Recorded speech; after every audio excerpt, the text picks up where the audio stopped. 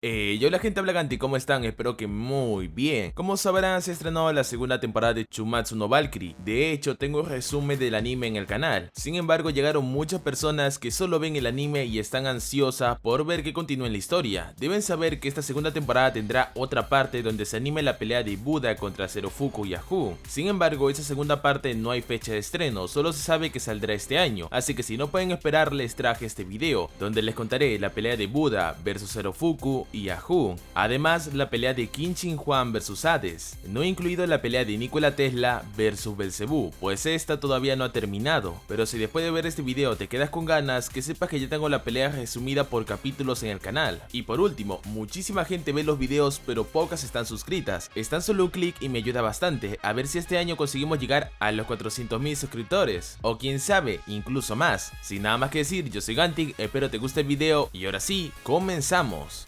Dentro de los pasillos de los dioses, Shiva se topa con Rudra, a quien abraza sin dudar. Ambos estaban contentos por su reencuentro. Ahí también llegaron el resto de dioses indios, a conversarles sobre el resultado de su pelea. Entre su charla, una voz ajena dice que en verdad le dieron una paliza. Se trataba del dios supremo Zeus. Shiva no le miente y dice que está en lo cierto, él casi no pudo soportarlo. El dios de la destrucción reconoce que los humanos son ridículamente fuertes y Zeus lo afirma. Del otro lado, en el pasillo humano, Geir y Brunhilde caminaban. La menor recordó a su hermana Prur y se sentía triste por su despedida. Ella juró que moriría con el hombre a quien amara, entonces ella estaba feliz. A final de cuentas, ella murió junto al hombre que amó. Pregunta a Geir. Luego de ello estalla en lágrimas, diciendo que entiende la importancia de salvar a los humanos, pero ¿por qué ir tan lejos por salvar a la humanidad? Ante eso, Brunhilde repite las palabras de Dan.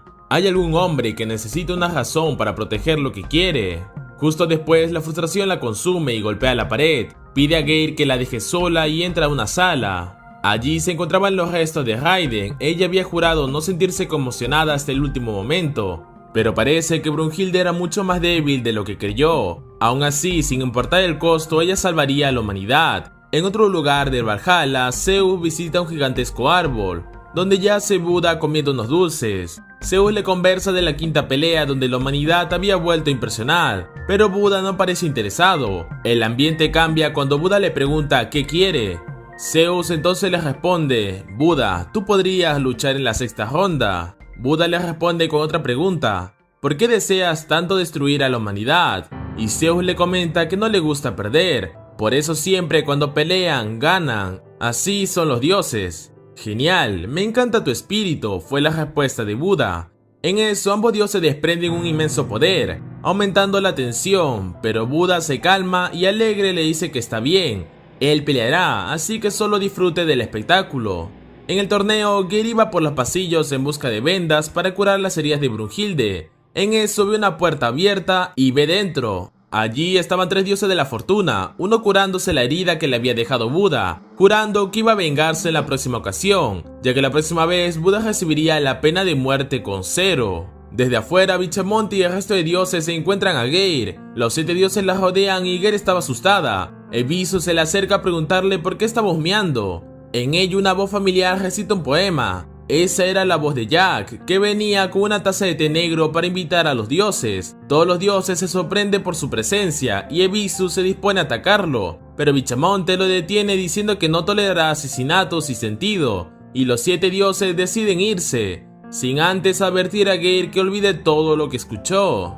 Geir se refiere a ellos como los 7 dioses de la mala suerte en vez de la suerte, a lo que Jack hace hincapié en 7, y es que con su ojo del alma solo veía una esencia compartida entre esos 7 dioses, como si fueran uno solo. Al final Geir se despide, pero antes le dice que está cubierto de heridas, así que es mejor que vaya a descansar. Esto hace que Jack recuerde la esencia de Hércules. Volviendo al campo de batalla, el marcador iba 3 para los dioses y 2 para la humanidad. Luego de 7 millones de años, la humanidad dio un paso más a su extinción. De pronto, hermosas flores decoran la puerta de los dioses. Se alza un gigantesco manto y se ilumina una imagen enorme. Aquel hombre que abandonó los deseos mundanos, abandonó las 6 emociones y recorrió un camino él solo. Y así en 6 años alcanzó la iluminación. Nació solo, vive solo y lucha solo. Aquel hombre es Buda, el representante de los dioses para la sexta ronda. Ante eso, los dioses alardean y se mofaron de los humanos, mientras estos observaban a Buda como un traidor. Pero de pronto, Buda sigue su camino hasta el otro lado de la arena. Ya allí toma el cuerno del presentador y con una voz segura confiesa que iba a pelear por la humanidad. Dioses, humanos, peleadores y valquirias quedaron atónitos ante la rebeldía de Buda. Los dioses y más divinidades empiezan a insultarlo y preguntarle si acaso era una broma de mal gusto. Buda rompe el cuerno y tomando aire junto a una mirada intimidante les ordena callarse. Apunta a Zeus y dice que si los dioses no salvan a los humanos, él lo hará. Y si cualquier dios se mete en su camino, Buda lo matará. Algunos estaban llenos de admiración, otros de temor, y los dioses estaban boquiabiertos, llenos de asombro. Buda hizo temblar al cielo y la tierra sin ser un dios ni un hombre. Shiva lo veía interesado, Thor sonreía desde su asiento, Afrodita estaba furiosa al igual que Ares, Hermes y Loki. Odín simplemente desprendía un aura aterradora, sus ojos estaban vacíos. En todo el Valhalla la única que se encontraba inamovible era Brunhilde. Gale le pregunta si esto también era parte de su plan, y Brunhilde le dice que simplemente Buda es muy engreído como para dejar que alguien le diga qué hacer. En los pasillos humanos, Brunhilde sale llorando de la sala. Buda se le acerca y le pregunta por qué estaba triste, a lo que ella le dice que es por luto a los fallecidos. Ambos tenían un plan en la mente, se veía en sus miradas. Buda le confiesa que Zeus le pidió pelear en la sexta ronda, pero que en vez de hacer eso, él luchará por el lado de la humanidad. Brunhilde parece no estar sorprendida, entonces Buda le pregunta si acaso todo iba según a lo que ella había planeado. Brunhilde hace parecer que no entiende a lo que se refiere. Buda le recuerda que ella fue quien le pidió ayuda para conocer sobre el Volund, así que tal vez también planeó que Buda peleara por la humanidad. Ella solo dice que en todo Valhalla no hay nadie que odie a los dioses más que Buda. El dios le dice que esos ojos vacíos y problemáticos de Brunhilde le gustan, pero también le recuerda algo: Buda no puede permitir que personas como Brunhilde existan. Luego desaparece lentamente, dejando a la valquiria temblando del miedo. El presentador le dice que no puede hacer eso. Zeus responde que está bien, no le importa. De hecho, eso le motiva a pelear de nuevo. Buda dice que gracias igualmente, y que no tiene problemas de pelear contra él. Son interrumpidos por la imponente voz de Odín, quien pregunta si acaso Buda está preparado para que todos los dioses sean sus enemigos. Y a su estilo engreído, el dios Buda le dice que sobre el cielo y la tierra en ese mundo solo Buda importaba. Su arrogancia hace que vuelvan a insultarlo y decide preguntar por su oponente. Entonces en el cielo aparece un relámpago, mientras la palabra castigo resuena sobre todo el mundo. Una gran nave aparece, los 7 dioses de la fortuna iban sobre él. El presentador entonces pide que todos se vayan excepto Bichamonte, que era el más fuerte de ellos, pero Bichamonte dice que todos son uno mismo. Y entonces, uno a uno, los otros 6 dioses de la fortuna empiezan a fusionarse. Una vez todos juntos, una gigantesca luz aparece, y la nueva forma empieza a romperse como si fuera un caparazón. Y es que entre los 7 dioses existe uno más. Se conoce como la leyenda de los 8 dioses de la fortuna. De hecho, esta tradición existe en varias religiones, donde diversos dioses son considerados como el octavo dios de la fortuna. Pero la realidad es que no existe un octavo, nunca existió uno, tampoco existieron 7. En un principio los dioses de la fortuna eran uno solo. Y cuando ese dios descienda, el cielo se rasgará y la fortuna se acabará. Ese dios es llamado Zerofuku. De la cápsula, una figura pequeña pero de un aspecto temible apunta a Buda amenazándolo. Le repugnaba a Buda, lo iba a masacrar. Zero entonces empieza a estirarse, mueve y dobla todo su cuerpo, pero aún así no logra captar la atención de Buda. Parecía que no le importase. Esto lo enfurece aún más, se pregunta qué debería hacerle: convertirlo en carne picada, dejarlo crujiente, despedazarlo, ejecutarlo, asesinarlo. Eso era, asesinar a Buda, sonaba realmente bien.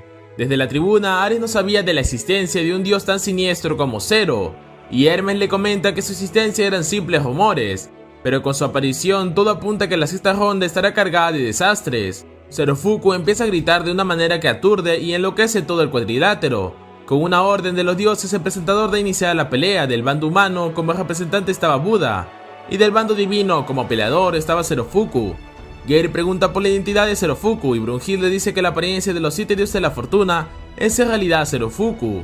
Él es el dios original, y alguna vez fue el dios más generoso que existió, pero el dolor lo cambió por completo. Volvamos a la antigua Asia, donde humanos y dioses aún convivían.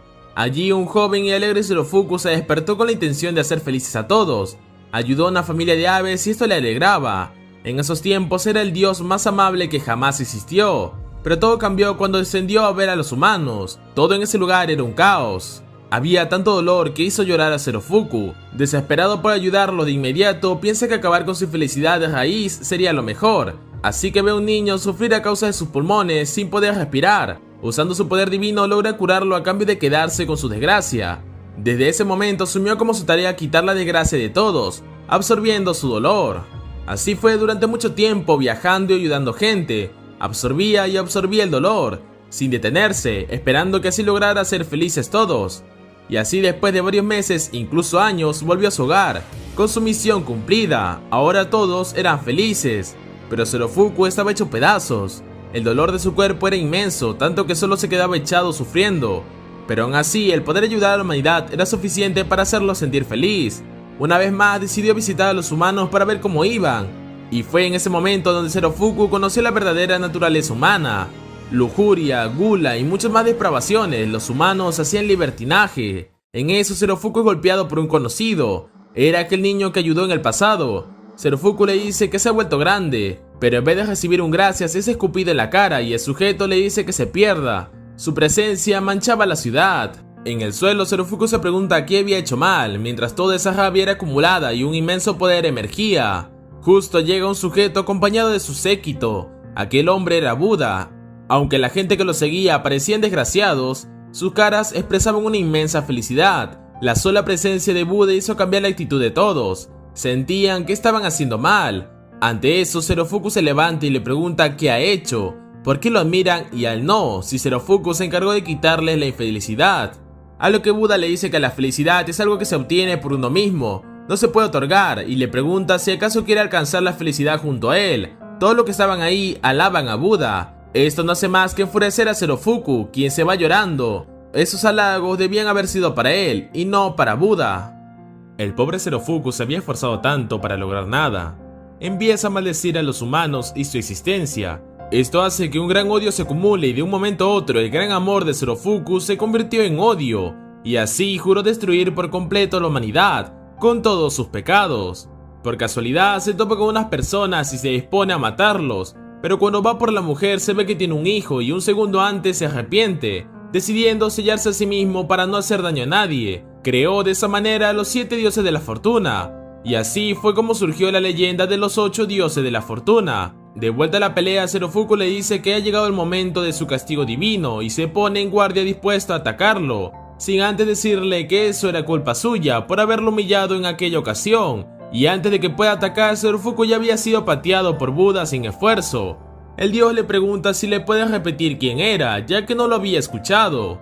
El golpe de Buda fue tan potente que dejó a Zerofuku escupiendo y sin poder respirar bien. Buda con su superioridad le dice si puede dejarse de juegos y pelear en serio. En las gradas, 3 sabios discutían sobre la pelea de Buda. Ellos eran Jesús, Sócrates y Confucio, emocionados por la pelea. En el campo, el dolor del golpe a Zerofuku lo hacía sentirse más miserable y esto causaba que su fuerza aumente. Una y otra vez, siguió intentando golpear a Buda sin parar, pero el dios solo esquivaba. En las gradas de los dioses murmuraban si hubiera sido mejor que Bichamonte peleara en vez de Zerofuku. Esta desconfianza hacía sentir más miserable a Zero, aumentando su poder y haciendo que su hacha sea aún más grande. Zeus explica que su hacha absorbe la miseria y mientras mayor sea la cantidad de miseria absorbida, más crecerá el arma y aumentará su fuerza. Es llamado Misery Claver. Otra vez Zero toma la iniciativa y ataca, pero falla nuevamente. Aún así, su increíble poder le permite atravesar las gradas. Realmente se volvía más poderoso cada vez que sufría más. Geir estaba asustada por ese hecho, mientras en el campo Buda seguía sin esforzarse en esquivar los ataques. Brunhilde entonces le dice que no está esquivando, sino que Buda puede ver lo que pasará antes de que suceda y actuar respecto a ello, ya que su poder puede llamársele Future Vision. Solo los iluminados pueden alcanzar esos ojos, también llamados octava visión. Zero le grita que deje esquivarlo y que se digne atacar. Sin perder el tiempo, Buda va directo contra el demonio y con su arma golpea su mandíbula, diciendo que atacará cuando él quiera. Esa confianza vuelve a enfurecer a Zerofuku. No entendía por qué le dolían los golpes de Buda, cómo podía predecir sus ataques. Entonces entendió que Buda podía ver el futuro y da un grito diciendo que eso era trampa. Reanuda su pelea pero nada cambia. Buda dominaba el combate y Zerofuku solo recibía golpes mientras era humillado. La humanidad y los sabios daban su afecto a Buda. Esto enfureció más al dios de la fortuna. Él había sacrificado su vida y felicidad por ellos. Aún así, esos gritos de apoyo no iban para él. Nunca fueron para él. Zerofuku estaba celoso de un humano como Buda. Era miserable por no alcanzar su poder. Así que en un ataque de rabia empieza a maldecir e insultarse a sí mismo. Solo así llega a despertar un aumento del poder de su arma. Buda se percata de ello, esta vez no podría esquivarlo, y dice que eso también era trampa. Zero grita que era miserable y mientras se lamentaba puso toda su fuerza en su arma, la que dejó caer sobre Buda para matarlo de una vez. Parecía que se había acabado, Buda no podría huir, pero el dios hace uso de su técnica, giro alrededor de los 6 reinos. Unos escritos emergen del arma y la cubren por completo. El arma de Zero aplasta todo y parece que había ganado, hasta que escucha a Buda murmurando del otro lado. Él le dice que no importa lo que Zero hiciera, él lo ayudará a salir de la pubertad. Ambos trabajarían juntos, pero Zero tenía la mente nublada, él solo quería vengarse. Dioses, humanos y valquirias observan el ataque causado por el ataque de Zerofuku, y aunque era gigantesco y poderoso, Buda lo detuvo en seco sin problemas. En las gradas, Brunhilde explica que el báculo de Buda está enlazado a los 6 reinos y de ahí proviene su poder. El báculo permite almacenar el poder de los Budas de cada reino y reaccionar a las emociones del Buda original. Buda devuelve el ataque, así que Zero cambia su estrategia y modifica su hacha a una espada cubierta de púas. Buda hace lo mismo y su báculo cambia a un mazo con púas, lo que significa que debe acercarse, ambos se van a impactar, pero Buda se desliza para evitar el golpe y su mazo impacta en el abdomen de Zero, dejándolo en el suelo. Gear estaba feliz y pregunta qué debió sentir para que su báculo tome esa forma, y Brunhilde le dice que es complicado de entender, ya que Buda vive su vida a su manera. A final de cuentas, es el adolescente más fuerte de la historia. Ahora te contaré la historia de Buda, para ello volvemos al norte de la antigua India. Allí Buda era hijo del gobernante, tenía la mejor comida, la mejor educación, la mejor vivienda, pero aún así había algo vacío en él. Su destino era convertirse en el próximo gobernante y así lo juró a su padre. No había forma de cambiar el destino. Lo entendió cuando vio un pájaro libre ser asesinado por otro. Un día es llamado a visitar el reino de Maya, donde gobernaba su hermano mayor, Yataka, quien estaba gravemente enfermo. Yataka lo invita a dar un paseo. Ahí Buda reconoce su talento para gobernar y que debe estar feliz por lograr construir una nación próspera, donde todas las clases son felices y viven tranquilos. Pero Yataka le pregunta a Buda si en serio cree eso. Él siempre ha vivido una vida ya escrita, todo se le ha otorgado, no ha tenido libertad para elegir por sí mismo. En verdad no sabe nada del mundo. Tras sus palabras cambia de tema y le pide disculpas a Buda. Sus palabras dejaron escapar bastante. Tiempo después Yataka muere y justamente en su funeral las personas dicen que debió ser feliz. Esto causa un conflicto en Buda, lo que Yataka había dicho era verdad. Tras cuestionarse en su mente logró llegar a la iluminación, al fin lo había entendido. Del otro lado se realizaba el funeral de Yataka, hasta que de pronto varias flores se apoderan del lugar y la figura de Buda aparece. Se acerca el ataúd de su hermano y lo toma en brazos, todos le empiezan a gritar y dicen que baje el ataúd. Eso era blasfemo, pero él solo pide que se callen. La felicidad de Yataka no estaba en esa ceremonia. Buda lo lleva hasta un río donde deja su cuerpo para que pueda navegar por todo el reino. Tras ese día, Buda renuncia a su título de noble y emprendió un viaje de iluminación, donde ganó seguidores, defendió sus ideales y a los otros bajo la idea de que uno es libre de decidir lo que quiera. Para Buda no le importa que sea hombre o Dios, si alguien le niega su felicidad y su destino, solo recibirán el odio inmenso de Buda. El odio era la única razón por la que peleaba contra los dioses. A final de cuentas, Buda es el adolescente más fuerte de la historia. Justo en ese momento Buda estaba en el pináculo de su adolescencia. Él estaba dispuesto a entregar todo de sí a Zerofuku, para que ambos lleguen a la adolescencia plenamente a través de su pelea. Así que reanudan el combate, Zerofuku golpea el suelo y unas espinas negras emergen. Casi llega a impactar en Buda. Su frustración por no atinar un golpe hace que vuelva a modificar su arma, esta vez convirtiéndolo en una espada doble con un mango flexible. Buda hace lo mismo y cambia su arma a un hacha fusionada con una lanza. Ambos impactan y las estocadas de Zerofuku no llegan a traspasar la defensa de Buda. Extiende su espada para atravesar a Buda pero falla y el dios toma la delantera. Ahora Zero tiene que defender. Hace una jugada arriesgada donde trata de cortar a Buda en dos, pero el dios repele el ataque y aprovecha la guardia baja para cortar profundamente el pecho de Zerofuku. La miseria del demonio vuelve a aumentar y causa que su arma cambie drásticamente.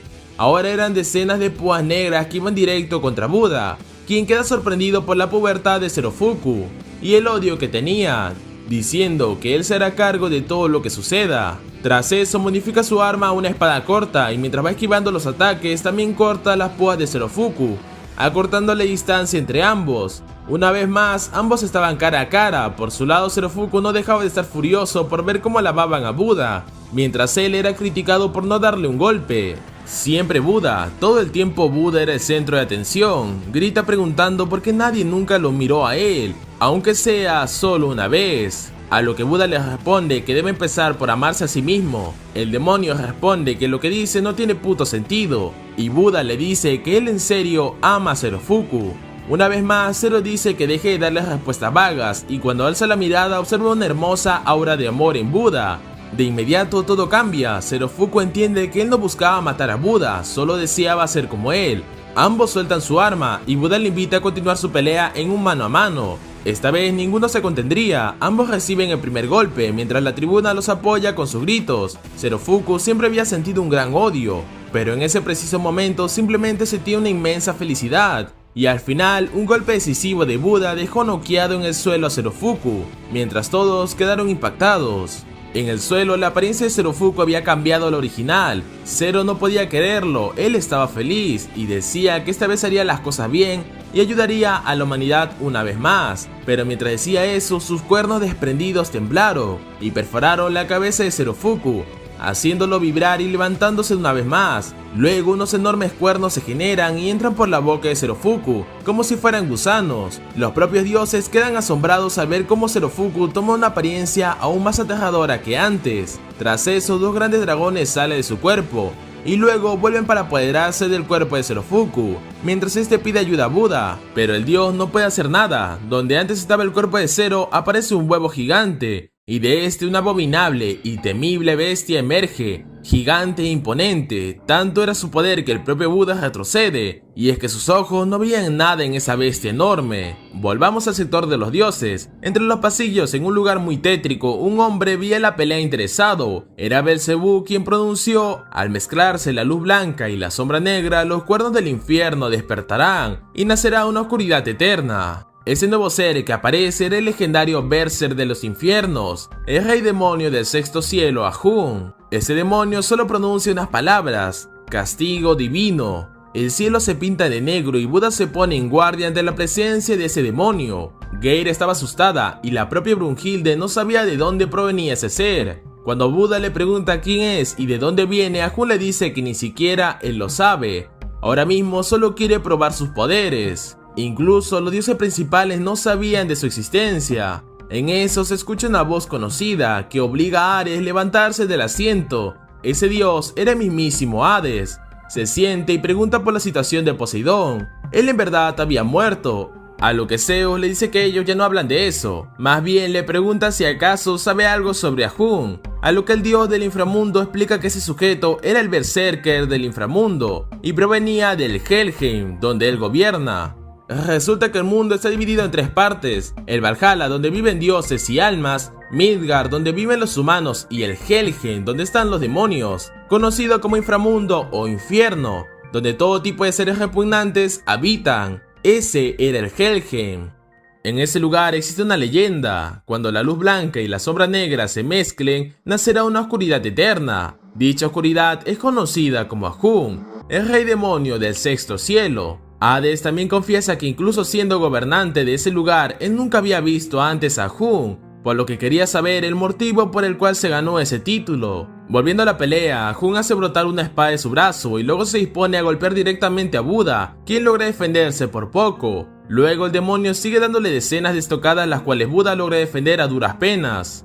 Geir estaba asustada, pero supone que Buda estará bien porque puede ver el futuro, a lo que Brunhilde dice que no está segura. Ahun es completamente oscuridad, puede que Buda no vea nada en él. Luego explica que el poder de Buda le permite ver las almas de los seres, las cuales se mueven antes, pero si no existe una luz en sus almas, le es imposible ver qué era la persona. Por lo tanto, sus ojos para ver el futuro no sirven. Otro golpe más, esta vez logra cortar a Buda. Ahun crea una hoz para cortar a Buda, pero el dios lo detiene y de una patada lo aleja. Buda le dice que es un monstruo. Por su parte, Ahun reconoce la fuerza del dios y dice que tendrá que ir en serio esta vez. Su brazo de pronto toma forma de un remolino y se lanza directo contra Buda para perforarlo. El dios a duras penas logra defender su ataque con su escudo, pero cuando el polvo se levanta, el arma de Ahun tenía la sangre de Buda. Su escudo fue perforado por completo y el dios había perdido un ojo. Esto dibuja una sonrisa perturbadora de satisfacción en el demonio. Cambiamos de escenario, vemos a Belcebú sentado en su trono tomando y apreciando unas rosas, diciendo que las flores que siempre quiso ver crecer estuvieron todo el tiempo frente a él. Cualquiera hubiera sido suficiente, haciendo una metáfora a la creación del demonio. De vuelta a la pelea, Buda estaba sangrando y Ahun le dice que tuvo suerte al esquivar el ataque, pero esta vez no se salvará. Modifica su arma a una espada con hacha y Buda hace lo mismo con su báculo, volviéndolo una espada corta. Las estocadas inician, Buda trata de defenderse pero recibe varios cortes y uno profundo en su abdomen, por lo que decide cubrir su punto ciego de su ojo, poniéndose del lado derecho, en una postura totalmente defensiva. Ares comenta que Ahun toma la delantera cada vez más, a lo que Hades dice que es obvio. A final de cuentas, el poder de Ahun es superior a varios dioses, ya que en el pasado fue capaz de acabar con la mitad del Helheim él solo, pero según las leyendas, un día después de su masacre, él simplemente desapareció. Por eso Hades creyó que fue una simple leyenda, y no esperaba encontrarlo en el torneo, lo que supone que alguien debió tomar los pequeños residuos del demonio, cultivarlos de alguna forma y plantarlos en alguien más, y ese alguien era el dios Serofuku, cuando era un niño, pero solo había alguien capaz de cometer tal atrocidad a los propios dioses. Él era el culpable de todo. Volviendo a la pelea, Ahun sigue abrumando a Buda, quien apenas aguanta la fuerza de sus estocadas. En una de esas, su pie termina atravesado. Ahora no podía mantenerse de pie bien. Estaba indefenso. Los humanos se asustaron mientras los dioses apoyaron al demonio desconocido. Ahun le dice a Buda que se rinde y acepte su castigo divino. Al escuchar esto, el dios dice que aún existe algo de Serofuku en él, así que trata de llamarlo para que se libere. Al escuchar su clamor, Ahun ríe como desquiciado, diciendo que Serofuku ahora está en sus entrañas y seguirá allí por mucho tiempo. Un dios de cuarta categoría como él debería estar agradecido de servir como comida para el demonio más fuerte del inframundo. Seguramente llora de alegría. Esto enfurece a Buda, que le grita que se calle. Todos quedan en silencio y Buda continúa, diciéndole que ahora está muerto. De pronto su báculo cambia de acuerdo a sus emociones negativas. Las emociones de Buda en ese momento eran como el veneno, un odio infinito. Su arma se transforma en algo que ni él mismo había visto antes. Su nombre era Hoz del dios salvaje, Salakayas. Un aura demoníaco aparece detrás de Buda y los dioses quedaron asombrados por tal poder. Ahun parecía no asombrarse, más bien dice que los gusanos como Buda hacen lo imposible para mantenerse con vida, mientras se retuercen. No podrán acabar con alguien tan supremo como él. Esto enfurece al dios, quien se lanza contra el demonio. El corte lateral de Buda es detenido por Ahun, pero la increíble fuerza lo hace ceder un poco. Aún así logra desviarlo, va a darle la estocada a Buda, pero este se esfuerza y con un impulso de su arma da una estocada de reversa, llamada Ciclón Destructor del Karma Eterno. Tal potente ataque es detenido por Ahun sin problemas, solo un pequeño corte, pero no puede decir lo mismo de Buda. El dios había sido atravesado en su abdomen y estaba sangrando. Ahun le pregunta por sus últimas palabras, y Buda le repite que si los dioses no salvan a la humanidad, él lo hará, y si algún dios interviene en su camino, lo matará. Aún herido, Buda hace un esfuerzo por penetrar más el brazo de Ahun, ya que lo había logrado cortar un poco. Esto hace que el demonio se aleje para evitar perder su brazo. Estaba sorprendido por la fuerza de Buda y tenacidad, aún después de tener tantas heridas en su cuerpo, ni siquiera debería poder moverse. Por su parte, Buda le pregunta si acaso tiene miedo, ya que estaba muy callado. Ahun le responde que no se adelante a los hechos, él era el ser supremo. Luego Ahun recuerda su pasado, aquella vez en el Helheim, donde había destruido a la mitad del inframundo en un momento dado. Su cuerpo simplemente no soportó su inmenso poder y empezó a deformarse, terminando por explotar. En la realidad, Buda seguía provocando a Ahun, diciendo que era muy débil, incluso mucho más que Zero. Por un momento breve, Ahun se sorprende pero termina sonriendo y se lanza contra Buda, diciéndole que si cree que es tan débil, que se lo demuestre venciéndolo. Ahun vuelve a arremeter a Buda, quien con dificultad logra defenderse. Ares daba por ganada la pelea, Buda ya no tenía oportunidad. Hades por su parte le responde que es un idiota si cree eso, tan solo debe ver a Buda, él aún sigue peleando. Zeus y Hermes le dan la razón a Hades. De vuelta a la pelea, Buda pudo salvarse de la ola de ataques y ponerse de pie de nuevo, dejando ridículo a Ahun, quien se cuestionaba si en serio era un ser supremo, ya que no podía acabar con Buda. De pronto su brazo empieza a deformarse como aquella vez, así que decide arrancárselo para que su poder no se desborde, mientras decía que él era el rey demonio del sexto cielo, Ahun. Ambos dioses se ponen de guardia y sus armas impactan. El ciclón del samsara de Buda contra la cuchilla de la gloria de Ahun. De pronto se escucha un corte y la hoz de Buda sale volando en pedazos. Todos los espectadores quedaron sin palabras al ver a Buda indefenso. Ahun aprovecha y le da una estocada para matarlo, pero Buda lo detiene con su báculo, el cual termina rompiéndose en pedazos por el ataque, y Buda queda tirado en el suelo. En otro lado de la arena, Belzebú disfrutaba la pelea comiendo una pera. Las valquirias y los humanos rogaban porque Buda se levante, mientras la imponente imagen de Ahun se acercaba. En la mente de Buda todo estaba oscuro, pero una pequeña luz se le acerca, transformándose en una mano que estrecha la de Buda. El dios despierta y voltea a ver a su lado, para luego empezar a reír como un loco. Parecía que se había vuelto loco frente a la muerte. Buda responde diciendo que para luchar contra la inexperiencia y para superarla es necesario la pubertad, algo que Ahun no tiene y lo que lo hace débil. Esto lo dijo mientras sostenía el arma de Zerofuku. Luego grita: "Luchemos juntos, Zero", y ambos dioses entrelazan su destino en un Volund. Desde las gradas, Brunhilde dice que la miseria de Zerofuku y el poder de los destinos entrelazados de Buda ha nacido el arma definitiva, la espada del gran nirvana Zero. Ahun le pregunta qué es esa arma que apunta hacia él, y Buda hace un corte en el aire. Del corte aparecen las imágenes de los 7 dioses de la fortuna, para luego responder que aquello que Buda sostenía era el castigo divino que le daría a Ahun. Ambos se enfrentan una vez más, su inmenso poder crea ráfagas de viento. En las gradas los humanos gritaban el nombre de Buda. Incluso su hermano fallecido le daba ánimos en su pelea. Ahun estaba contra la pared, sus golpes ya no llegaban a Buda. ¿Cómo era posible que alguien tan herido como Buda pudiera seguir luchando? Y sonriendo aún en ese estado. Buda ganaba terreno y lo intimidaba diciéndole que seguro tenía miedo. Aun con todo esto, Ahun logra cortarlo, tenía una pequeña superioridad. Los otros humanos peleadores discutían de la pelea, y es que Buda no duraría mucho tiempo en ese estado. La pelea era contra reloj. La herida en el abdomen de Buda hace que pierda su velocidad y quede indefenso ante Ahun, quien trata de cortarlo a la mitad. Pero el dios logra frenar su ataque, aunque su herida no paraba de sangrar. Iba perdiendo sus fuerzas, o eso parecía. Buda logra desviar el ataque de Ahun y así logra hacerle un corte en su pecho. El demonio había puesto toda su fuerza en ese ataque y aún así no sirvió e incluso salió herido. Estaba asustado del poder de Buda. Los dioses principales discutían de la pelea. Hermes decía que Buda sería primero en llegar a su límite y Hades respondió que solo era cuestión de esquivar. Si Buda lo hacía, él ganaría. Así que Ahun empieza con una serie de estocadas. Buda abre los ojos y ve una tenue luz en el alma de Ahun, lo que le permite predecir sus ataques y esquivarlos sin problemas. Y es que Ahun estaba temblando del miedo. Ese sentimiento hacía que su alma estuviera viva. Los dioses también se percataron de eso. Ahun por su parte estaba furioso y ninguno de sus golpes lograba atinarle a Buda. Él era el ser supremo más poderoso de todo el mundo.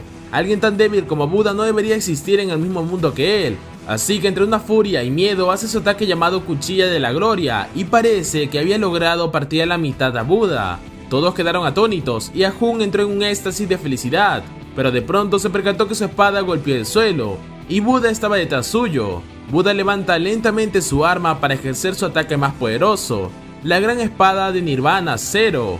Apunta a Ahun mientras el dios habla con Zerofuku, diciéndole que ese destino era en nombre de ambos. Luego realiza un corte limpio, cortando en pedazos al demonio. Los dioses quedaron atónitos al igual que los otros peleadores, y las valquirias. Ahun se desploma en el suelo mientras la tribuna humana grita el nombre del dios en ovación a él. Aún así, desde el suelo Ahun trata de atacar a Buda, pero antes que su ataque llegue a impactar, su cuerpo se desvanece y muere definitivamente.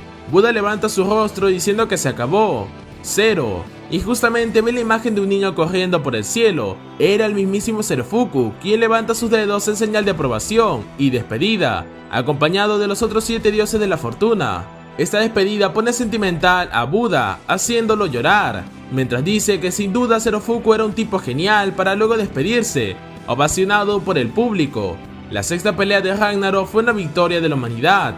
Buda había ganado completamente. Vemos el escenario destrozado por la pelea de Buda contra Hu, y al público emocionado. La victoria fue para el dios de la humanidad. El resto de dioses están asombrados por su determinación y fuerza. La humanidad recuerda con tristeza la despedida de Zero, ahora entienden su amor. En los pabellones humanos, las valquirias se acercan a recibirlo. Este la saluda cálidamente, pero luego se desvanece y es llevado de emergencia a la enfermería. Antes de entrar, Buda quiere hablar con Brunhilde. Ella le agradece todo su esfuerzo. Buda le pide unas paletas con sabor a Coca-Cola, y ella le promete traerles tantas como para darle caries. Además, Buda le coquetea diciendo que le gusta que sea tan obstinada, y sus ojos con deseos mundanos. La valquiria se despide, pero siente que algo va mal. Vemos entonces a Belzebú quemando los documentos de su investigación. En eso aparece Odín, quien lo había descubierto. Belzebú pasa de él y los cuervos se enfurecen gritándole, pero son silenciados cuando Odín revela una macabra sonrisa y amenaza a Belzebú con no interferir en las batallas.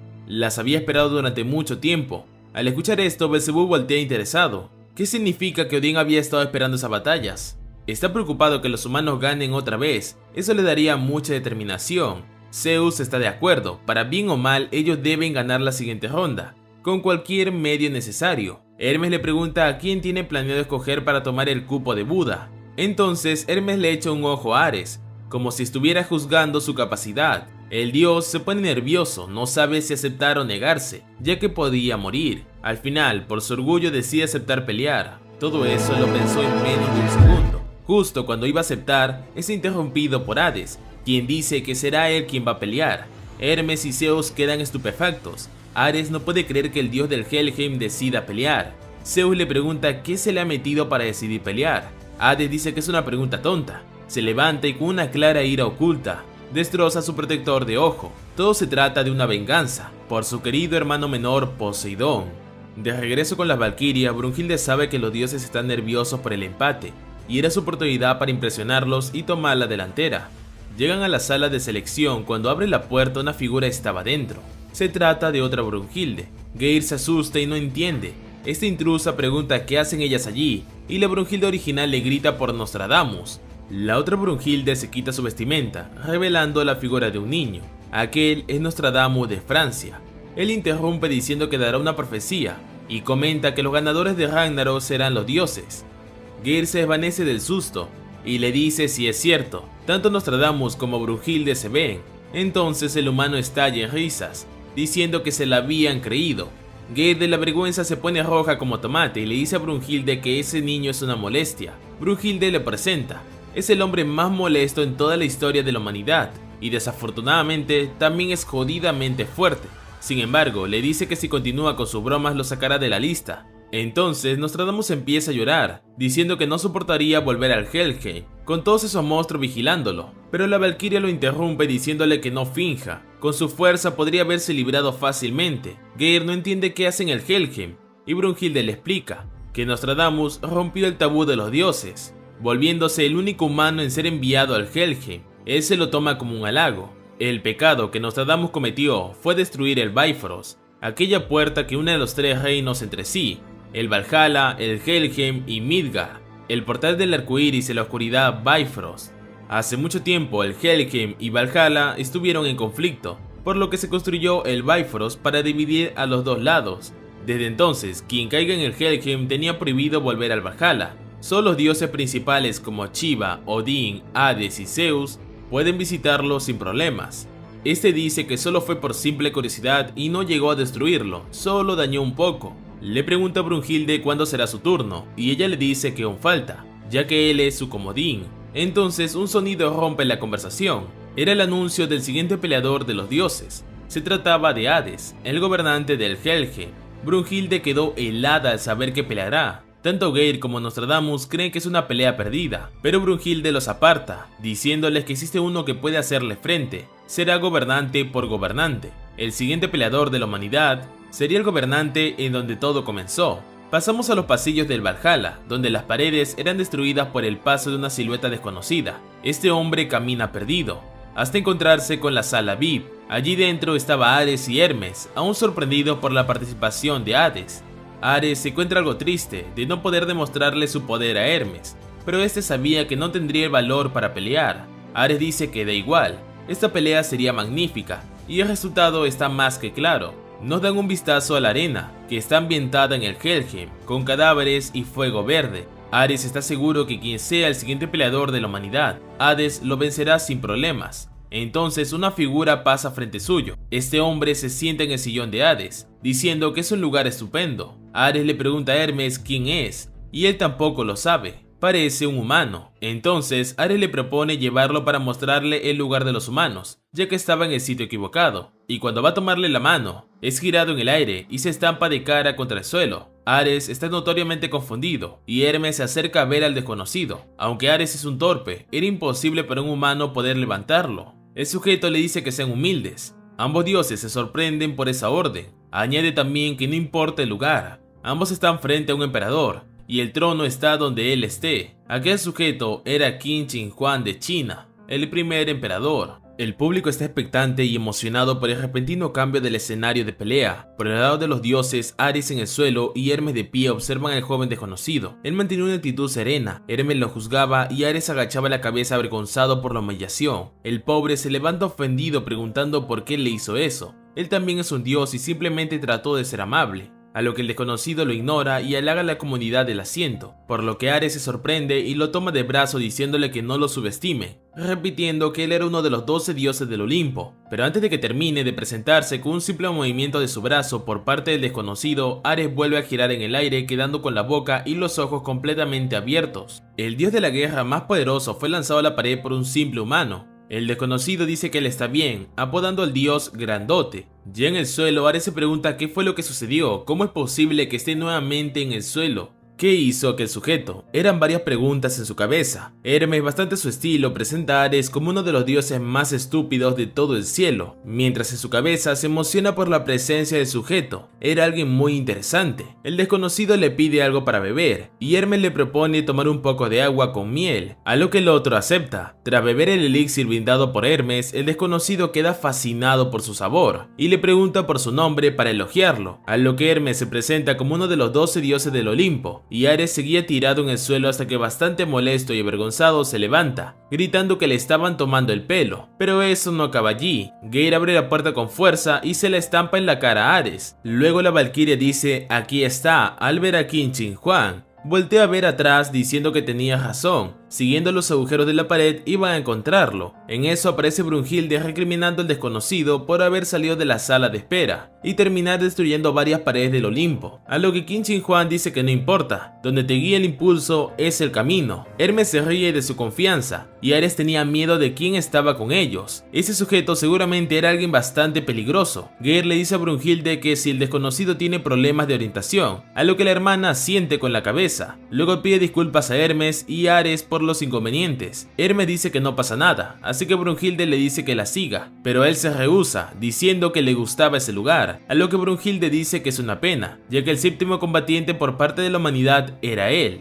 Al escuchar esto, ambos dioses quedan boquiabiertos, y el desconocido se levanta saltando de su asiento. Finalmente había llegado su turno. Luego de mucho tiempo de espera, Ares se le queda mirando preguntándose si ese tipo va a pelear contra Hades, en un sentido retórico. Brunhilde trata de llevárselo, pero el peleador vuelve a negarse, a lo que Brunhilde le dice que tiene mala memoria. Ya se lo había dicho, pero él ignora sus palabras y repite que el camino es a donde te lleve el impulso. Volvemos a la arena de batalla, el fuego se levanta y las luces apuntan al presentador, que iba a empezar el anuncio de la séptima pelea. Después de la sexta ronda, 3 victorias para la humanidad, 3 victorias para los dioses. Las cosas estaban igualadas. Finalmente, la segunda parte de la guerra entre dioses y humanos está por comenzar, y una gran carta de batalla está por darse en la séptima ronda. Para iniciar, el presentador apunta a la entrada de representantes de la humanidad, pero no estaba allí. La escena cambia a un hombre golpeando un platillo chino llamado gong.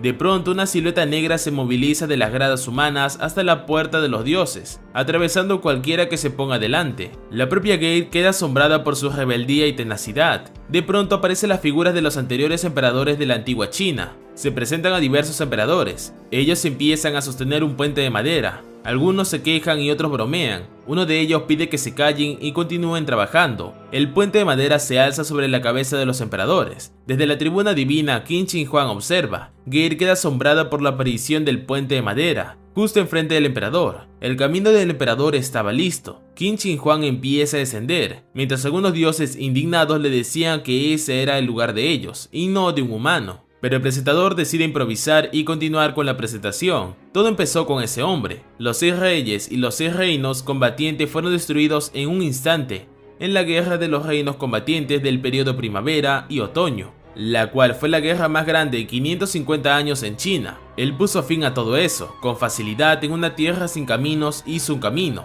En una tierra sin castillo hizo un castillo. Nadie más pudo hacerlo. Han, quien logró la unificación de China por primera vez. Por primera vez en la historia de la humanidad, Han estaba acercándose a gobernar el cielo. ¿A qué sujeto ese primer rey? Y responde al nombre de Qin Shi Huang, el primer emperador.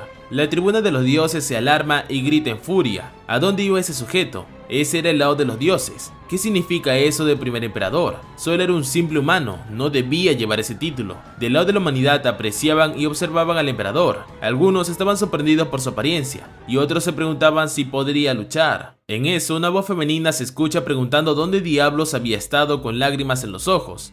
Era la 10ª Valquiria. La hermana Arvid se quejaba por haberla dejado sola en la entrada de la humanidad sin haberle dicho nada. Ella tuvo un sentimiento desagradable cuando le dijeron que sería pareja de Qin Shi Huang, diciendo que no aceptaría ninguna excusa. Qin le dice que se calme, él es el emperador, pero ella le dice que ni siquiera habían entrenado el Volund. ¿Cómo unirían sus corazones si no habían entrenado? Ella no podría hacerlo. A lo que Qin le extiende sus manos y la levanta en brazos acercándola a su pecho. A la pequeña Valquiria le sale vapor de su cabeza mientras le pregunta por qué actúa de esa manera tan repentinamente. Qin le dice que no se precipite y la acerca diciéndole que se vea bien.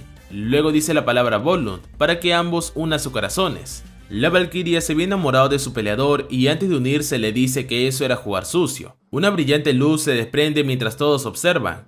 De pronto la Valquiria rodea el cuerpo de Qin Shi Huang, generando parte de una armadura por todo el mismo, protegiendo por completo al humano. El tesoro sagrado estaba listo, y se llamaba mangas de armadura de Chindra. El emperador está emocionado y se sentía cómodo con su armadura. Geir estaba algo inconforme con el Volund, pero Brunhilde le dice que tenga confianza. El poder de Albir era... Antes de que termine la frase, cambiamos de escena con Hades. El dios del inframundo camina por el pasillo, junto con su arma. Hacía tiempo que no usaba su lanza vidente. En eso, un extraño le detiene y le pide su atención. Hades lo reconoce. Según recuerda, él era el fiel sirviente de Poseidón, Proteus. Se agacha frente al dios y le entrega el tridente de Poseidón pidiéndole de favor que lleve consigo a su señor Poseidón. Le ruega que por favor vengue la muerte del dios de los mares. Debía usar el martillo de guerra divino para acabar con los humanos de una vez. Hades sonríe ante sus palabras llamándolo idiota. Poseidón era tan vanidoso que no aceptaría que lo vengara. Proteus se lamenta y pide disculpas, pero Hades no era como su hermano Poseidón. Él toma el tridente de su hermano y con una voz calmada y triste le dice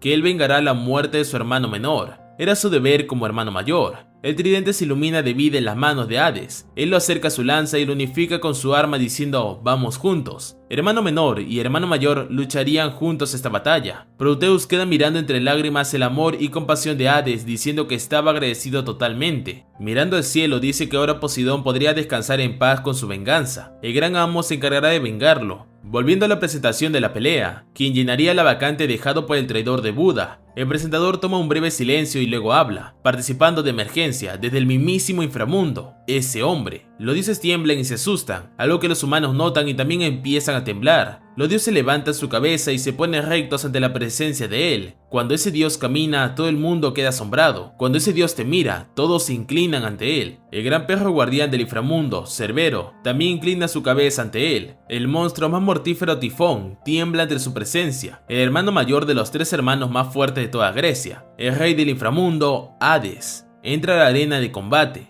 El gran rey de China, el primer emperador, el rey del inframundo, Hades, dioses versus humanos en la pelea definitiva, la 7ª ronda de Ragnarok, rey contra rey, luchando por quién es el auténtico emperador. La batalla decisiva está por comenzar. A grito de pelea los dioses y valquirias miran impacientes. Los humanos también prestan atención, e incluso Jack junto a Glock estaban tomando el té juntos mientras observa. Hades toma la iniciativa y se acerca, mientras pregunta por el nombre de su rival, y le dice que no es nada personal. Aún así, Hades levanta su arma poniendo alerta a King. El ambiente cambia cuando un gran poder se hace presente en el brazo de Hades, para luego decir a Qin Shi Huang que era un humano, y por haber matado a su hermano, le guarda rencor a todos los seres humanos. La arena adquiere un silencio inusual. La lanza del rey del inframundo, con el arma del mismísimo dios del mar. Mirándolo de frente, todo indicaba que lanzaría una ola de puñaladas aleatorias como Poseidón. El ataque de Hades inicia. Cientos de estocadas son lanzadas contra Qin Shi Huang, pero esta vez había un cambio. El poder de cada puñalada era monstruoso.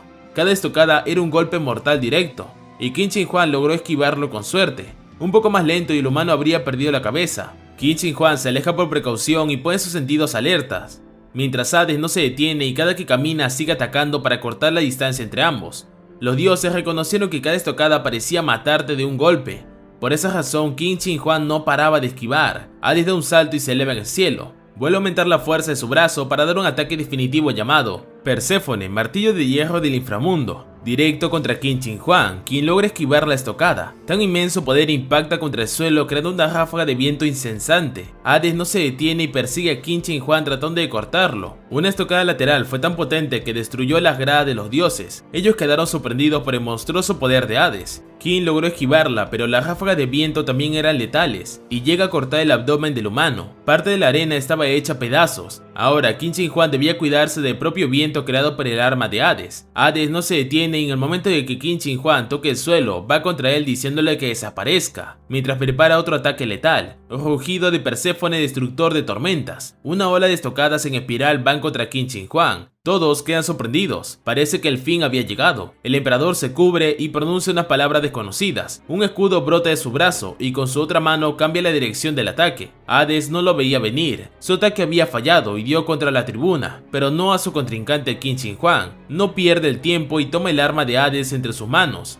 Conjura unas palabras, y cuando Hades trata de quitarle el arma con fuerza, Qin pronuncia nuevamente algo desconocido. De pronto Hades es lanzado al cielo. Tal había sido la fuerza que la base de su tridente llegó a atravesar su pecho. Un gran estruendo se escucha cuando el cuerpo de Hades golpea contra los espectadores. Todos quedaron atónitos al ver la técnica del emperador de la humanidad. Hades había lanzado ese ataque mortal, pero en vez de golpear fue lanzado contra la pared. Qin Shi Huang hace un movimiento con su mano y activa una postura llamada Rueda del Poder de Viento Celestial. Detrás suya aparece una estrella que en cada punta mencionaba un estilo de ataque. Mantiene su postura en guardia hasta que el humo se dispersa y ve la figura de Hades tirada en el suelo. Qin lo llama por su título, Rey del Inframundo. Hace una pausa y le advierte una cosa: el rey de este mundo solo puede ser uno, mientras apunta amenazante al dios del inframundo.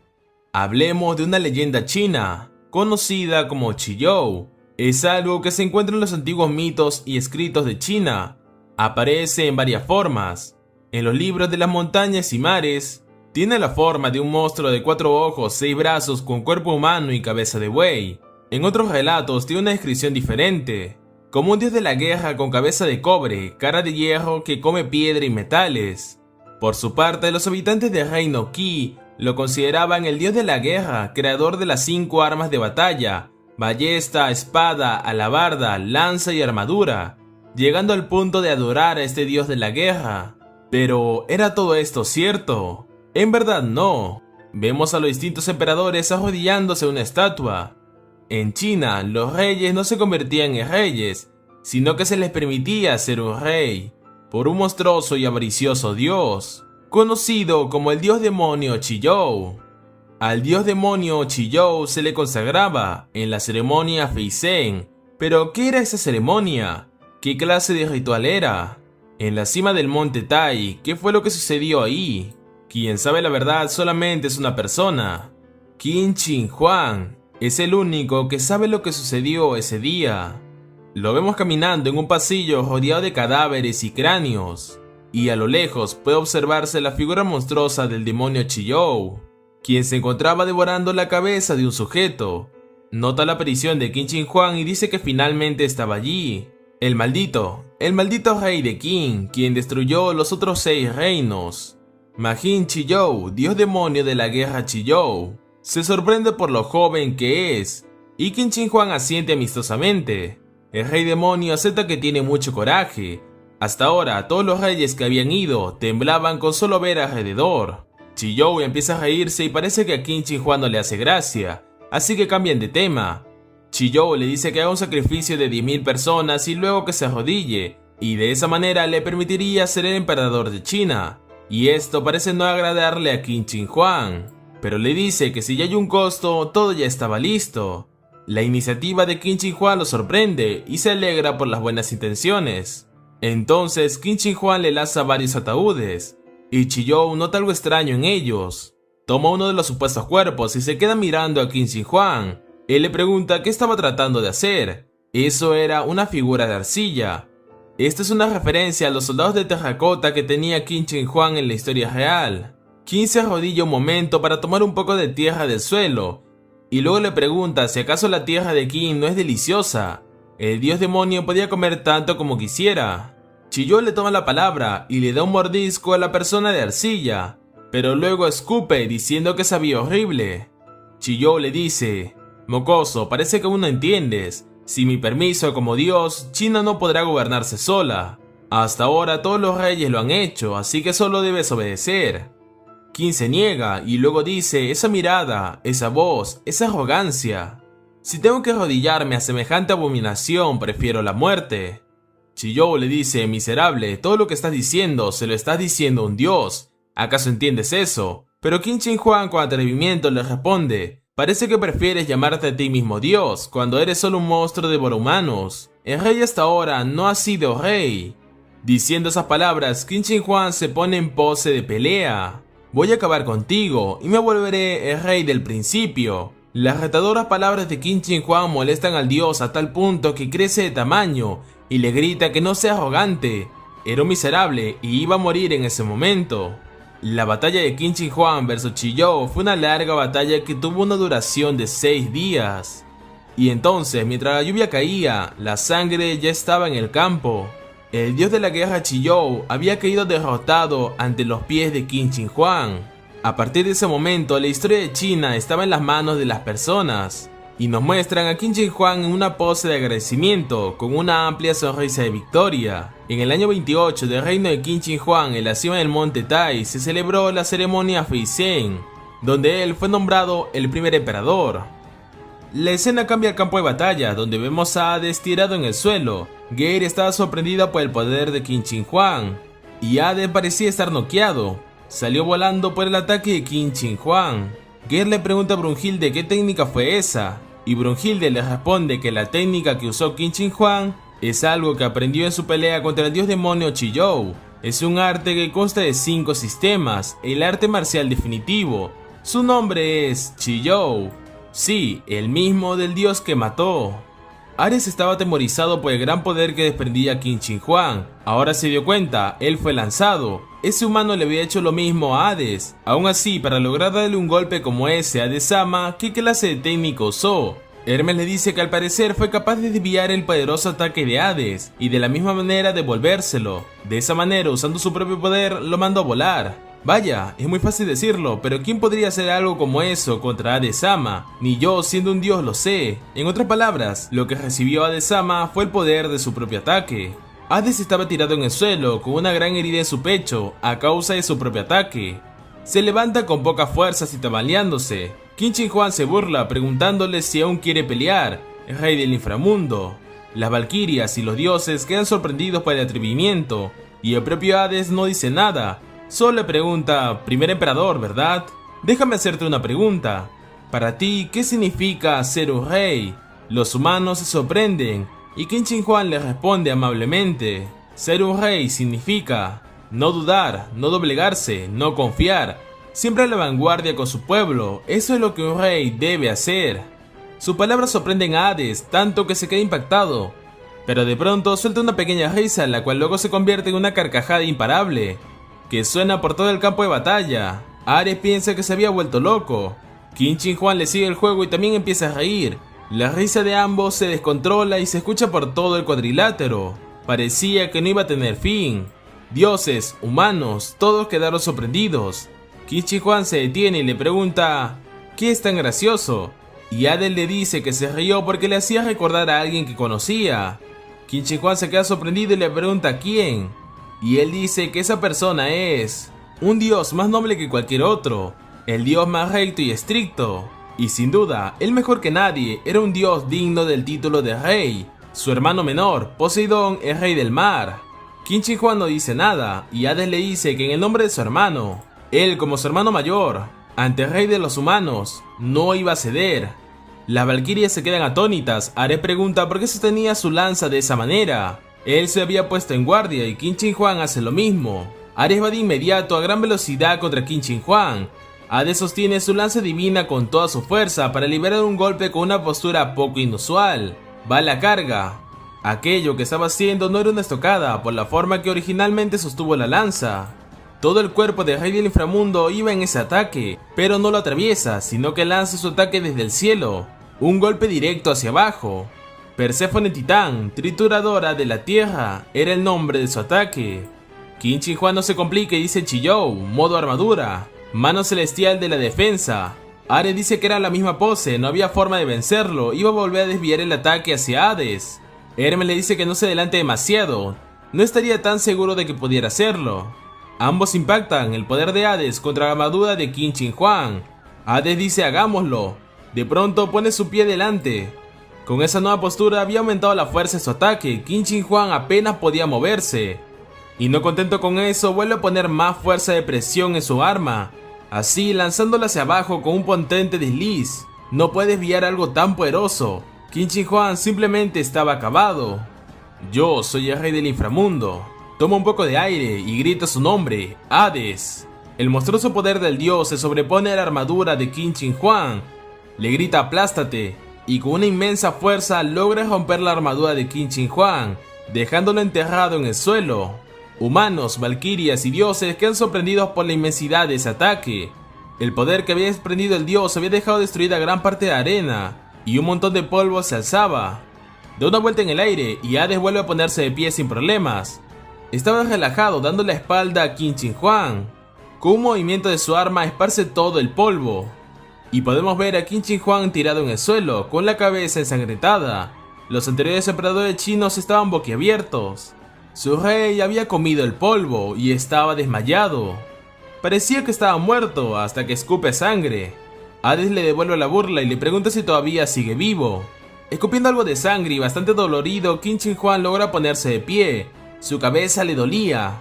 Era sangre que cubría su rostro. ¿Aún quieres continuar, rey de los hombres?, le pregunta Hades. Y Qin Shi Huang le dice que no hay ningún problema. Coge y se quita la venda que cubría sus ojos. Los anteriores emperadores hacen una reverencia en honor a Qin Shi Huang. Cara a cara, una vez más, Hades y Qin Shi Huang se ven. Muy bien, rey del inframundo, deberíamos continuar. Toda la audiencia se encontraba expectante. Vemos a Qin Shi Huang en su postura de pelea y mirando fijamente a su oponente.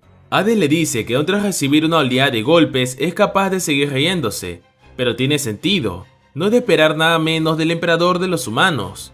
Así pues, Hades se lanza a seguir atacando, e empieza nuevamente con una increíble y avasallante oleada de ataques, mientras que Qin Shi Huang esquiva a todos deslizándose con dificultad, pero sin desviar los ojos de Hades.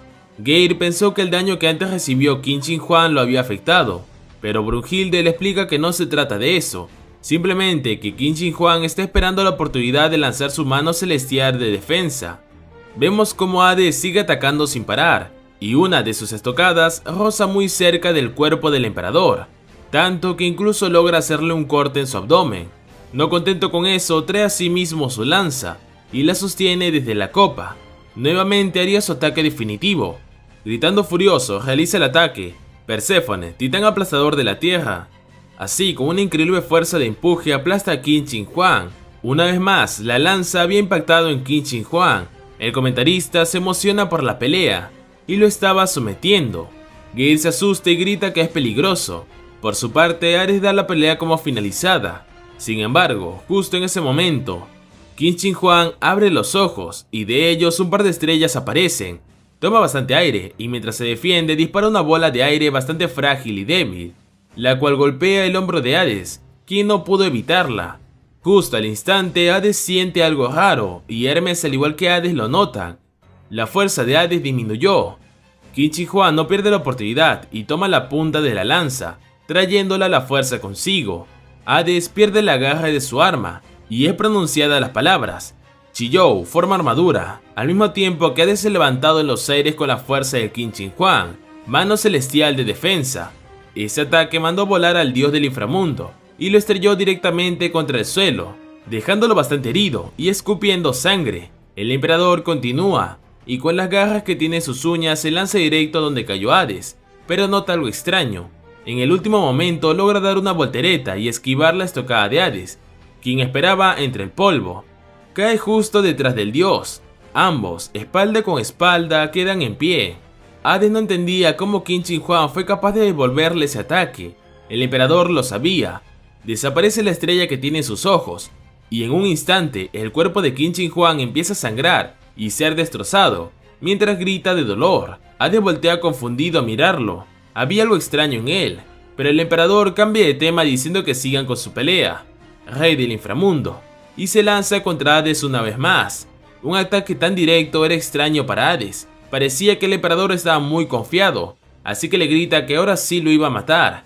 Para su sorpresa, recibe otra vez una bola de aire, la cual lentamente impacta en el lado derecho de su pecho. Sorprendido, nota cómo la esfera de aire entra en su cuerpo. En un último intento, realiza su estocada, sin embargo falla, y desde abajo un implacable Qin Shi Huang lo ataca. Chiyou forma de lanza, sus garras golpean y atraviesan el cuerpo del dios, dejándolo inconsciente del dolor y lanzándolo bastante lejos. Ese ataque se llamaba Garra del Dragón del Monte Tai, lanza alabarda, una técnica propia del emperador. Dioses, humanos, valquirias y emperadores quedaron sorprendidos. Hades vuelve a levantarse. El intenso ataque de Qin Shi Huang lo dejó destrozado. Vemos cómo logró perforar el cuerpo del rey del inframundo. Él no dejaba de sangrar. En las gradas los humanos aplaudían a su emperador. Los dioses estaban asombrados. Hades-sama fue herido por ese humano extraño. Hermes reconoce que no es alguien normal en lo absoluto. Por su parte Zeus le pregunta, ¿qué tal? Hades ya se dio cuenta de ese algo. Ares quedó sorprendido de que él estuviera allí, no lo había detectado. Hermes pregunta de qué debería darse cuenta Hades. Mientras tanto, en el campo de batalla, Hades lo había comprendido. Su secreto estaba en la respiración. Él explica que al expulsar su respiración e impactar con el punto de poder del oponente, logra perturbar el flujo de poder. Era algo realmente asombroso, como si fuera el alma del aire, en un tono de burla. Qin le responde, en lo que a mí respecta, lo que puedo ver es como si fueran estrellas, de una constelación, a la vez que se le vuelven a alumbrar los ojos. Desde las gradas, en una habitación, Freeze, la valquiria, pregunta de qué se trata todo eso del flujo de poder. A lo que muy amablemente Sasaki Kojiro explica de que todas las criaturas tienen algo llamado flujo de ki.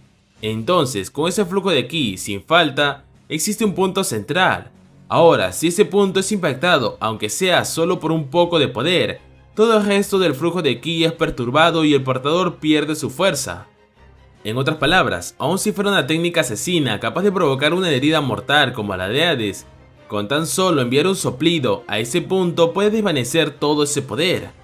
A la vez, el otro espadachín dice que lograr algo como eso, aun pudiendo ver los flujos de poder, es una hazaña prácticamente imposible por ser bastante complicada.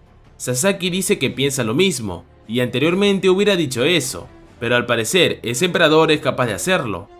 Okita Souji, emocionado, dice que le gustaría pelear contra el emperador, aunque sea solo una vez. Y los otros espadachines le dicen que también les gustaría, y Freeze a su estilo le dice frikis del combate. Mientras tanto, Gear le hace la misma pregunta a Brunhilde, quien le responde algo similar haciendo una pose de idol. Apuntando los soplidos de Qin Shi Huang a los centros de poder puede perturbar el flujo de ki. Esa es una habilidad secreta de su técnica Chiyou, forma ballesta, tortuga Hairyu. Y Gear queda sorprendida por la pose que su hermana hace.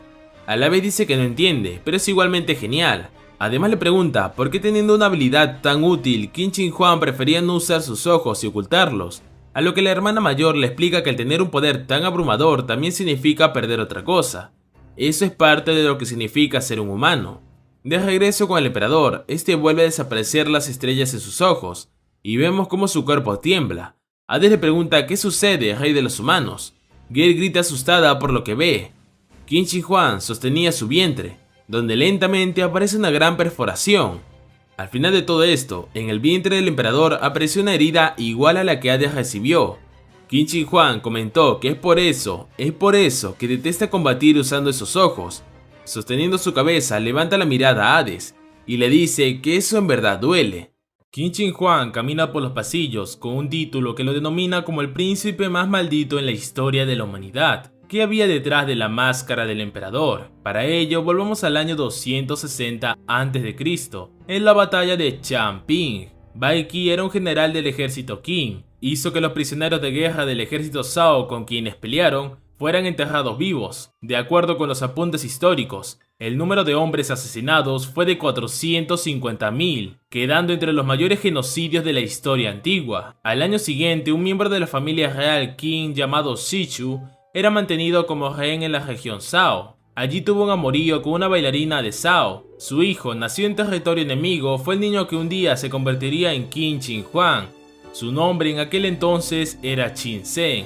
Para el año 257 a.C., Sichu regresó solo a la región Qin. La madre de Qin Zhen, Lady Zhao, lo abandonó y se fugó con otro hombre, dejándolo solo. El actual rey Zhao Xin no reconoció a Qin Zhen como su nieto. De esa manera invadió Zhao y asedió la capital Handan, donde Qin Zhen vivía, aún siendo un niño. Incluso su propio país lo abandonó. 5 años después de la tragedia, en las afueras de Handan había un palacio con cientos de insultos y maldiciones escritas. Niños o adultos tenían permitido escribir, y nadie decía nada. En eso, un temeroso Qin Shi Huang llega, tenía tan solo 7 años. Uno de los guardias expresa estar molesto por tener que cuidar a un niño maldito de entre todos los trabajos. El otro le da la razón, ni siquiera era digno de tenerlo como rehén, por lo que amenazó a Qin de si salía libre, él lo buscaría para matarlo.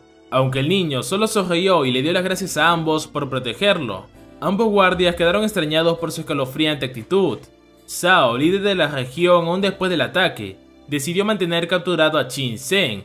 Como venganza era odiado por la gente de Zhao y le daba una vida miserable. Sin embargo, ese día cambiarían las cosas para el pequeño Qin Shi Huang. Al entrar ese día al palacio, vio a una mujer jugando con un molino de juguete. Era hermosa y de una esbelta figura. Ella preguntó si era Qin Zhen, a lo que él le confirmó su identidad. La desconocida dama volteó a verlo. Un momento se quedó analizando su figura. Luego comentó de que era más joven de lo que ella esperaba. Qin Zhen pregunta quién es ella. Así pues, la extraña mujer se presenta. Su nombre es Chun Yang, su nueva cuidadora y guardaespaldas, lo que significa que puede rebanarlo, hacerlo cuadritos y tratarlo como le dé la gana. Fueron sus palabras sin un tono amenazante, pero el niño volvió a responder con una sonrisa amplia, cosa que la dejó extrañada, y tras eso le dice que es un placer conocerla. Ella lo ignora y le pide que le muestre la casa donde vivirá.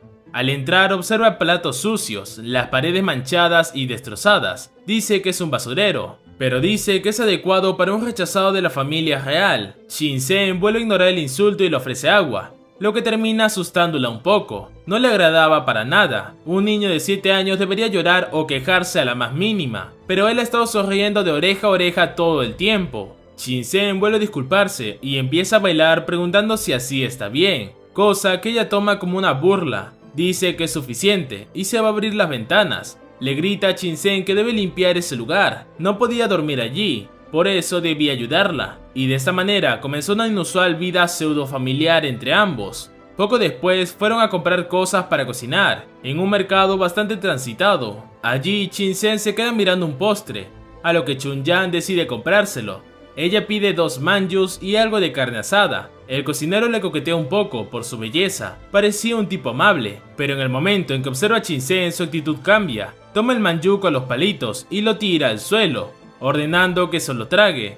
Acción que enfurece a Chun Yang, aunque el niño termina tomando el postre del suelo y con toda la suciedad se lo come, diciendo que sabe delicioso. Las personas se acercan a ver al príncipe cautivo, lo rodean y empiezan a atacarlo. Por su culpa sus hijos, hermanas, maridos o familiares fueron enterrados vivos, pero él seguía viviendo sin culpa alguna. Si tan solo tuvieran permiso lo matarían ahí mismo. Una turbia imagen de ojos aparece encima del niño, rodeándolo de una inmensa oscuridad, a lo que él solo sonreía. Ese mismo día, por la noche, Qin Zhen termina de comer. Estaba cansado por lo que avisa que se irá a dormir. No obstante, Chun Yang observa una herida en su pecho, lo toma de sus prendas y le dice que espere. Ve que detrás de toda su ropa había decenas de cortes y heridas.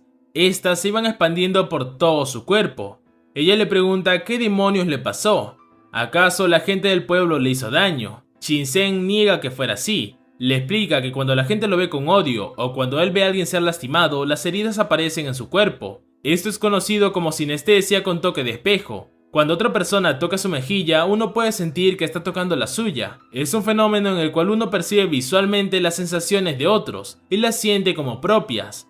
Los síntomas varían ampliamente. En el caso de Shinsen, cualquier herida que vea de otro se volverá suya. Esto le pasa desde bastante tiempo. Lo peor es que como resultado de ser expuesto a tanto odio, ese fenómeno evolucionó y ocasiona que el odio que se reciba de otras personas termine convirtiéndose en su propio dolor. Él explica que no le importa, solo dolía un poco. Si descansaba lo suficiente estaría bien, las heridas sanarían, aunque termina desmayándose por un momento. Chunyan le pregunta por qué demonios lo escondía, a lo que Shinsen responde que por la justicia. Ese dolor era su castigo. Siempre sonreía y dejaba que lo odien, esperando de esa manera que pueda limpiar sus pecados y algún día ser perdonado por el pueblo de Sao. Así funcionaban las cosas, ¿verdad? Chunyan lo toma de los hombros y le pregunta a quién pretendía engañar. ¿Cómo puedes simplemente seguir sonriendo como un idiota? ¿Por qué no estás enojado? ¿Por qué no los odias? Lo que pasó en la batalla de Champing no tiene nada que ver contigo. Esto no está bien, que salgas herido no es culpa tuya. Así que no te reprimas. Si quieres llorar, llora. Si estás enojado, entonces enójate. Estás matándote a ti mismo y te estás mintiendo acerca de cómo te sientes. Shinsen le dice que nunca podría enfadarse. Él es hijo de una nación asesina. Un niño maldito que no merece expresarse. Chunyan lo abraza fuertemente y gritando le explica que no importa qué tan malos fueran sus padres, el hijo no merece ninguna clase de castigo. No ha hecho nada malo, nada en lo absoluto. Eres una persona amable que entiende el dolor de otros. Tus heridas son prueba de ello, no un castigo ni una maldición. Shinsen, puedes vivir como quieras. El pequeño se hace la misma pregunta. Él podía tener una vida normal. De esa manera estalla en lágrimas. Chunyan lo sigue abrazando y le dice que está bien, si quiere llorar puede hacerlo. Mientras él se preguntaba por qué lo odiaban a él, si no había hecho nada malo, los odiaba a todos y a cada uno de ese pueblo, por lastimarlo durante tanto tiempo. Ese día, por primera vez en su vida, Shinsen fue libre de mostrar sus sentimientos. Al despertar, Chunyan le tenía la comida preparada, además le entregó una banda, la había hecho para que cubra sus ojos, de esa manera puede que alivie su dolor. Shinsen le agradece el detalle y ella dice que no se preocupe, es fácil hacer eso para ella. Shinsen se lo prueba diciendo que lo cuidará muy bien. A la vez grita Hao, palabra que le gustaba a Chunyan. Chunyan se volvió la única persona que podía estar cerca de Shinsen y no le causaba ningún dolor. Vemos también cómo ambos pasan tiempo juntos como familia. Cada día que pasaban juntos, Shinsen podía divertirse y sonreír desde el fondo de su corazón. También vemos cómo le hacen una broma al vendedor, poniendo sapos en su comida. La sonrisa de ambos se hacía cada vez más brillante. Era la primera vez en la vida de Shinsen en que era verdaderamente feliz. Caminaban juntos por la pradera y se tomaban de la mano, divirtiéndose como madre e hijo. Pero no todo lo bueno dura para siempre. 2 años más tarde, el rey Saosin y su hijo Xiaowon murieron sucesivamente, por lo que el trono se le dio a Sichu en el año 250 a.C. Él fue quien abandonó a Shinsen y escapó de Sao. Como resultado de su ascenso, el pequeño Shinsen se convirtió en el príncipe con derecho de sucesión. Se le permitió volver a Qin, siendo escoltado. Ya estaban cerca de la frontera con Qin. Dentro del carruaje, el pequeño Shinsen tenía miedo. No quería despedirse de Chunyuan, pero ella le dice que así funciona la vida. Le agradece los 2 años que pasaron juntos. Él le ofrece que venga consigo, así podían seguir viviendo juntos. Pero ella se niega, pertenecía a Sao, no al pueblo de Qin, pero lo trata de alegrar, ahora es un príncipe. En eso el sonido de una flecha los perturba. Chunyan logra detenerla y proteger a Shinsen, pero el resto de guardias son atravesados. El carruaje junto a los caballos caen. De pronto son emboscados por unos soldados de Sao. Los guardias tratan de detenerlo, advirtiendo que atacaban al príncipe de Qin, pero son brutalmente asesinados. Los atacantes les rodean. Ambos salen del carruaje abatido. Chunyan le explica que mientras era un prisionero lo trataron con cuidado, pero ahora que está libre quieren cobrar su venganza. Shinsen ve los cadáveres de los guardias y dice que era su culpa. Por eso se quita las vendas y se pone en guardia para atacar. Chunyan reconoce su valentía, pero de una patada lo deja en el suelo, mientras le dice que se quede en el suelo como un buen niño.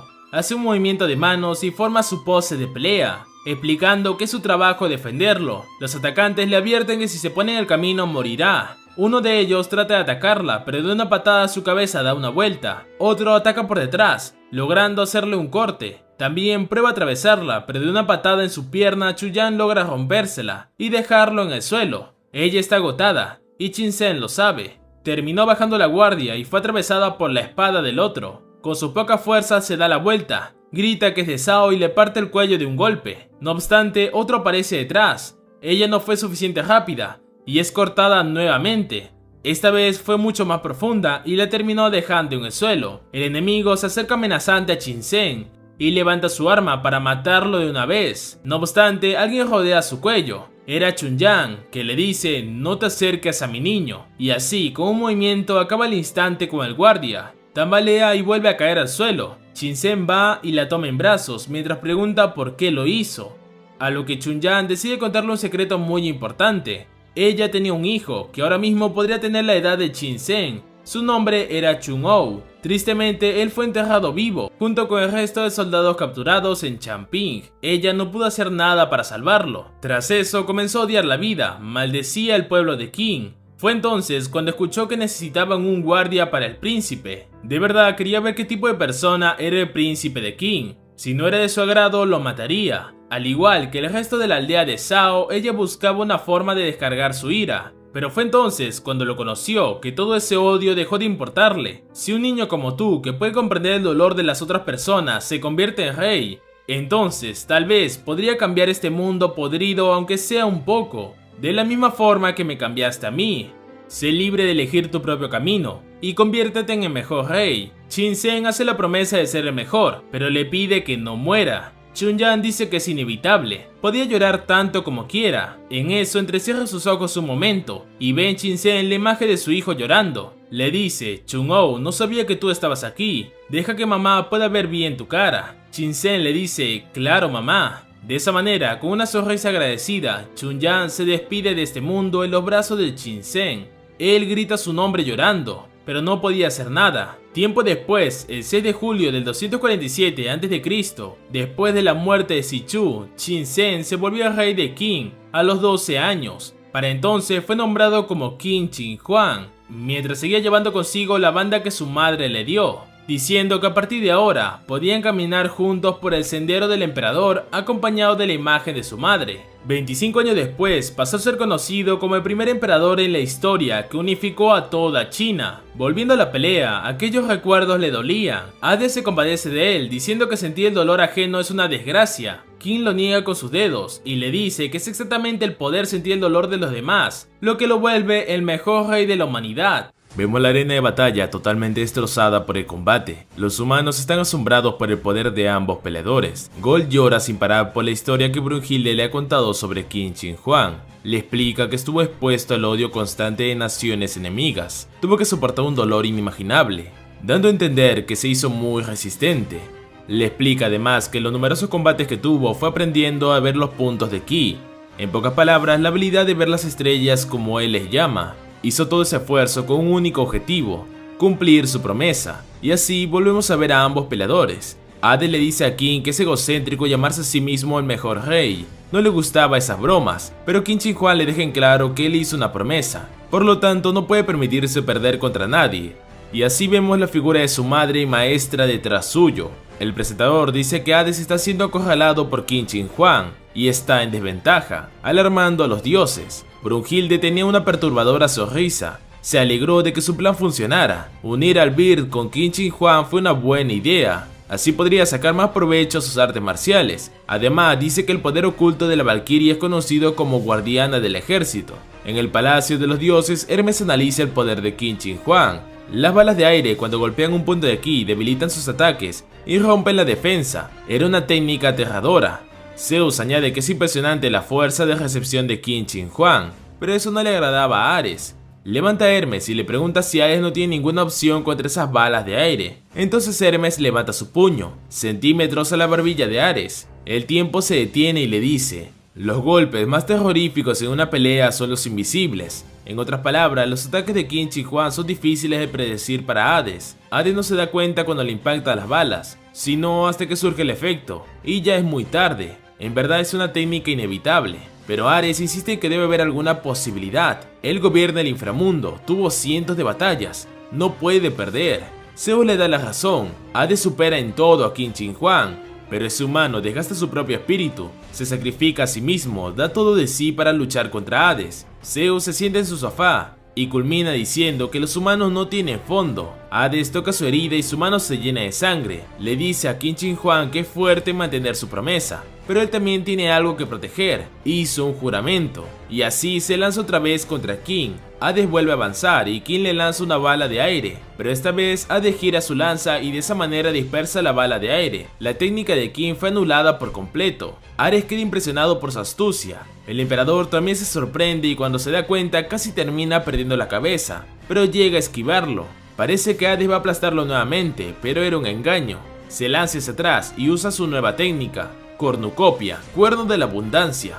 De esa forma patea en la cara a Qin y lo lanza a volar. El emperador escupe sangre del impacto. En las gradas Ares se emociona, Hermes reconoce la astucia del dios, pero cuando Hades trata de dar el golpe de gracia, Qin lo esquiva y lanza 2 esferas de aire. Hades no puede esquivar ambas, y una impacta en su hombro. Su lanza gira hacia atrás y falla el corte. Hades queda indefenso y Hermes añade que aunque Hades es astuto, defenderse de cada bala de aire durante todo el combate es simplemente imposible. Vemos que Qin Shi Huang levanta una de sus piernas y usa su técnica Chiyou forma alabarda, arco lunar del tigre blanco. Esa patada era muy potente. Hades logra detenerla con su brazo y el sonido estremece la arena. Qin retrocede y se aleja. Hades también retrocede por el impacto. El presentador reconoce la fuerza del emperador.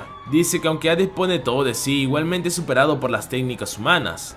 Hades siente un gran dolor en su brazo, voltea a verlo y nota que el impacto le destrozó parte de este. Hades le dice a Qin Shi Huang que es muy sorprendente la forma en que se las apañó para durar tanto en combate. Igualmente lo haría pagar por lo que acaba de hacerle, aunque debe reconocer que fue un movimiento espléndido, a lo que el emperador le dice Hao, que se puede traducir como bueno, bien. De esa manera termina el capítulo 60 del manga, con ambos peleadores llegando al clímax de su batalla. En el momento en que ambos defienden sus ideales y motivos, ¿quién será el que termine de pie al final del combate? Se escuchan unos pasos y nos muestran una puerta con una mosca tallada en ella. En el interior de ese cuarto había decenas de incubadoras con diversos y deformes homúnculos. También hay una pantalla donde se transmite la pelea de Hades contra Qin Shi Huang. Cambiamos de escena para ver a Belcebú sentado frente a una incubadora que contenía un ser de gran tamaño y una apariencia perturbadora. El dios está distraído. Esa cosa abre los ojos en sus vacías cuencas. Empieza a golpear el cristal con desesperación hasta que llega a romperlo y termina liberándose. Se escucha cómo su piel se destroza y de lo que parece su cuello emerge una gigantesca boca. Empieza a gritar y reírse de manera desesperada, como si hubiera cumplido su meta. Belcebú ni siquiera levanta la mirada. Entonces es atacado por esa cosa la cual usaba su brazo como espada, un corte casi invisible. Belcebú solo movió su cabeza un poco y terminó cortándole el brazo. Añade que es un prototipo inservible, tendrá que descartarlo. El homúnculo cambia su voz a una temblorosa y con miedo huye de la sala gritando. En la puerta es detenido por un extraño que lo sujeta de su cara con bastante fuerza. El nuevo individuo le dice que no se esfuerce mientras lo sigue sujetando. El mundo exterior está plagado de seres extremadamente poderosos. Con esa frase termina estampando la cara del homúnculo contra el suelo y ensuciándose de su sangre. El extraño habla con Belcebú quejándose de que ha vuelto a crear sus desagradables criaturas. ¿Qué es lo que tiene en mente? Belcebú ignora su pregunta y le menciona que parece no tener ningún problema con su nuevo cuerpo. La máscara robótica del extraño se abre en dos. De ello, otro familiar emerge. Belcebú menciona su nombre. Aquel sujeto era Adamas, el dios cuyo nombre fue borrado del panteón griego y la historia del Olimpo. Adamas empieza a mover su cuerpo, probando que todo esté bien desde sus piernas hasta sus manos. Le dice que está perfectamente como todos los días, no hay que preocuparse. Belcebú se contenta por eso, si le hubiera pasado algo, él tendría problemas con Hades. Aquí un pequeño detalle, Belcebú usa el sufijo san al hablar de Hades, en vez de sama. En japonés, sama se refiere a alguien superior, mientras que san es para referirse a un igual o a un compañero, por lo que Belcebú considera a Hades su compañero o un conocido, y no lo ve como un superior. Adama le recrima por haber creado a Hun, un monstruo legendario que pudo poner en peligro todo el Olimpo. Belcebú le dice que no tiene pensado hacer nada con ellos, solo los quiere crear en caso de que alguno de ellos sea capaz de matarlo. Además, queda atónito por su expresión y palabras. Para romper la tensión, le dice que si sigue así nunca conseguirá amigos, pero Belzebú le responde que él tampoco tiene. Adama se queda callado un momento porque es cierto y cambia de tema. Le pregunta cómo le está pareciendo el combate, mientras en la pantalla se menciona que Hades está en desventaja. Belzebú le comenta que no tiene importancia. A final de cuentas, todo apunta a que Hades perderá la pelea. Sus palabras molestan a Damas, quien le dice que el rey del inframundo bajo ningún concepto perdería un combate. Después de todo, él es su hermano mayor, palabras dichas con orgullo. Mientras tanto, los humanos aplauden y alaban el poder de Qin Shi Huang. Un niño en las gradas dice que el emperador es sorprendente y muy fuerte. La mujer que le acompaña le dice que tiene razón, después de todo, él es su emperador, mostrando que aquella mujer era Chunyan y el niño es su hijo de sangre. En la arena, ambos peleadores se miran fijamente. Hades le dice a Qin Shi Huang que lo reconoce nuevamente como digno del título de rey. Por eso mismo, como rey del inframundo, también responderá con todo su poder. De esa forma aprieta la lanza y parece que iba a lanzarla. Qin se sorprende al ver que en vez de lanzarle la lanza, Hades decide cortarse el pecho con el filo. Dioses, humanos y valquirias están asombrados y asustados. El dolor era insoportable para Hades, pero Qin también lo siente y al igual que Hades se queja del dolor. El corte es profundo y brota bastante sangre del pecho de Hades. Ares observa atónito diciendo que Hades está demente. Zeus le dice que no se apresure. No debe olvidar que no existe un dios en el Olimpo tan confiable como Hades. Él está dispuesto a sacrificar cualquier cosa para ganar. Así actúa el rey de los muertos. En el bando de los humanos se escuchan un silbido, que pronto se volvió un canto. Sasaki se toca la herida de su abdomen, era muy familiar. Hades ve la figura de su hermano, ese canto era igual al de Poseidón. La figura del hermano menor aparece encima de Hades. Es así como el rey del inframundo toma la sangre de su pecho, y al igual que Poseidón se peina con ella hacia atrás, imitando la imagen de su hermano, con una mirada imponente. Qin está aturdido por el golpe de Hades, a la vez que no entiende por qué el dios hizo daño a sí mismo. Por su parte, Hades continúa y se lanza directo contra el emperador, bañado en sangre. Qin trata de detenerlo con su bala de aire. Para Hades le es imposible esquivarla, pero esta vez logra ver dónde impacta. El aire se esparce por todo su cuerpo formando una estrella, pero Hades se mueve a la par para cambiar su ubicación. De esa forma pudo adaptar su postura, dejando impactado al emperador, quien evade el corte a duras penas. El presentador lo nota, Hades cambió su postura al último momento. El dios le explica que encontró una forma de contrarrestar su alteración, por lo que ahora ese ataque no era más que aire. A partir de ahora, Qin no era más una amenaza para el dios. Desde el balcón, Ares está fascinado por la estrategia de Hades, en cubrirse de sangre y ver los movimientos de la bala. Había neutralizado el movimiento más peligroso del humano, podía ganar. Aunque Hermes lo interrumpe, le comenta que no es solo eso,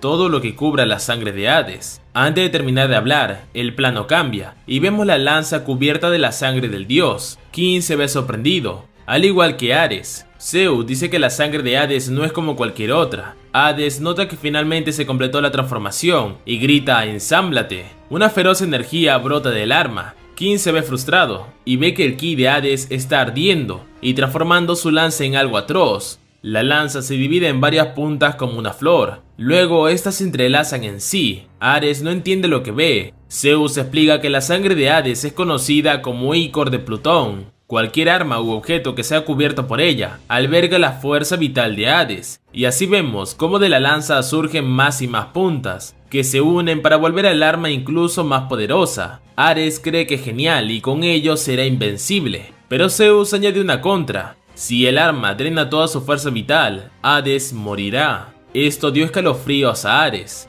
Una vez más, el dios camina lento y seguro contra Qin Shi Huang. El humano está más alerta que nunca. Una niebla rodea al dios y su arma, que ahora se llama Icor, Desmos, cuarta lanza del destino ensangrentada. Se mece amenazantemente. Aquella densa niebla se junta alrededor del dios, mientras este le advierte al rey de los hombres que ese es su as bajo la manga. Mientras lo apunta de forma amenazante, ordena a la lanza desgarrar la piel del humano, y de esa forma, con una orden, Desmos ataca. Amanecer guiado por la sangre, un corte profundo y letal. Al momento en que Qin abre los ojos, ya lo tenía frente suyo. Parecía inevitable. Trata de usar su armadura Chiyou, mano celestial, para desviarlo, pero esta vez el poder sobrepasaría la capacidad de su valquiria, y la armadura es perforada, destrozando la mano del emperador por completo. Kim ve su final frente a sus ojos. Por instinto consigue moverse unos centímetros. Las valquirias, humanos y su madre quedan en silencio y expectantes. Kim Shin-hwan es lanzado abruptamente contra el suelo. Con su poca fuerza logra levantarse. El polvo se esparce dejando ver la figura de un muy dañado Kim Shin-hwan. Su brazo izquierdo está destrozado por completo, y su otro brazo parece no responder. Hades le dice que no puede perder, como el hermano mayor del Olimpo, no cederá ante nadie. Cambiemos un momento con Ares. El dios solo sutea apaciblemente. Un desconocido le pregunta quién es Hades para los otros dioses. Él comenta que siempre halagan a Hades por su abrumadora destreza y el completo control sobre su tridente, pero no es ahí donde yace su verdadera naturaleza. Él es reconocido como el rey del inframundo, cuyo nombre muchos dioses no se atreven siquiera a pronunciar en vano, pero también es conocido como el dios en quien los dioses confían más. Si preguntan el por qué, la realidad es que los dioses se dieron cuenta de ello hace mucho tiempo. La historia se remonta al tiempo más peligroso de los cielos, la gigantomaquia. Para ello es necesario volver miles de años al pasado. Vemos el palacio del Olimpo. Allí las enfermeras llevan de emergencia a un destrozado Ares, quien suplica sane sus heridas de inmediato y le permitan volver al campo de batalla para ayudar a sus hombres.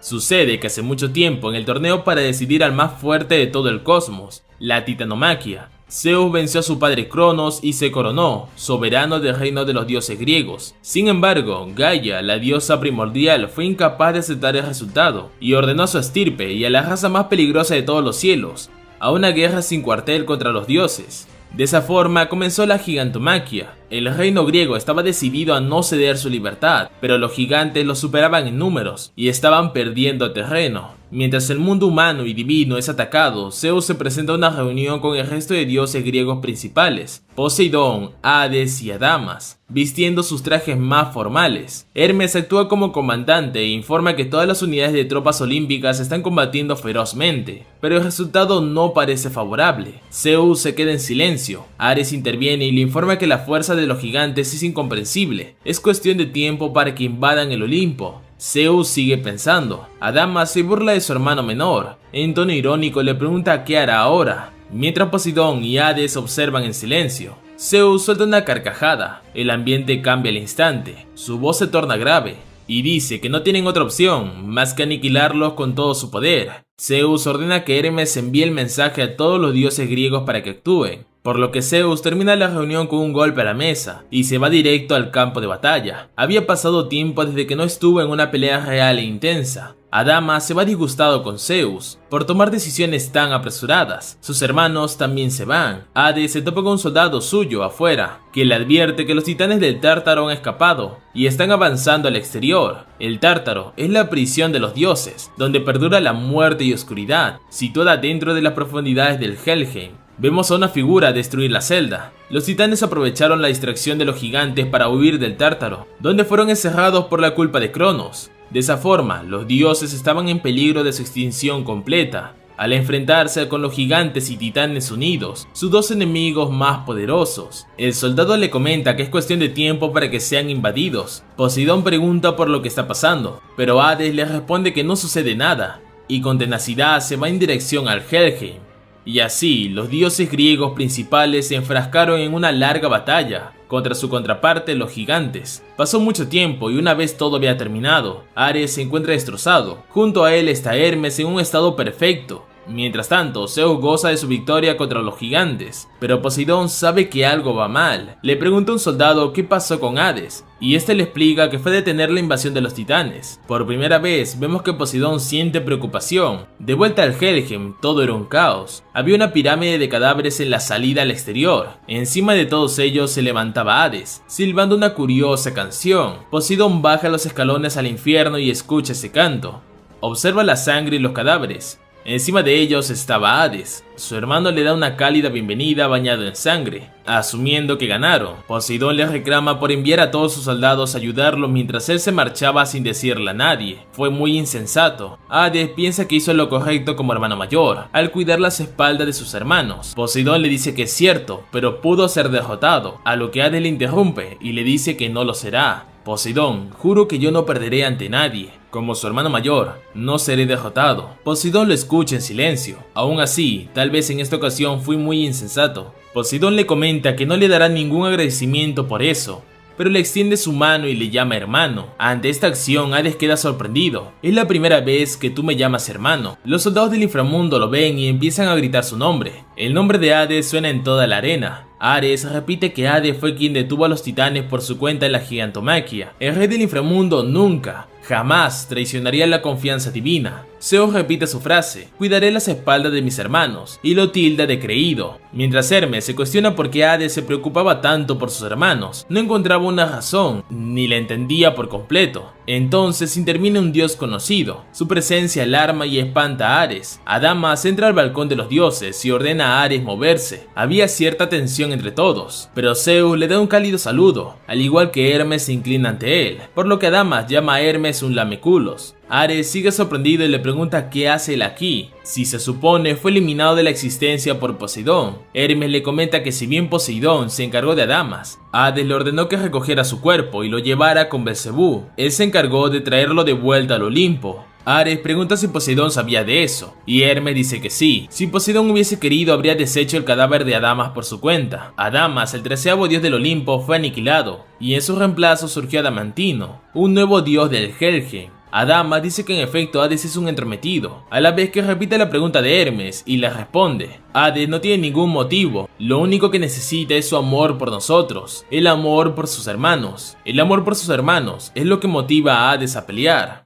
Llegamos al desenlace del combate, un momento crítico. La lanza de Hades atravesó la armadura de Qin Shi Huang y logró herirlo. Los dioses están fascinados de su poder. Thor, Shiva y Loki miran con asombro una posible victoria. La arena está en silencio. Odín habla, reconociendo el poder de Hades y el cómo acabó con los titanes. Hermes se sorprende por cómo la lanza de Hades logró atravesar la armadura divina de los humanos. Zeus de igual forma, era la primera vez que pasaba. Por su parte, Adamas está orgulloso de su hermano, y Ares llora de emoción, observando la noble figura del hermano mayor del Olimpo, el emperador del inframundo, Hades.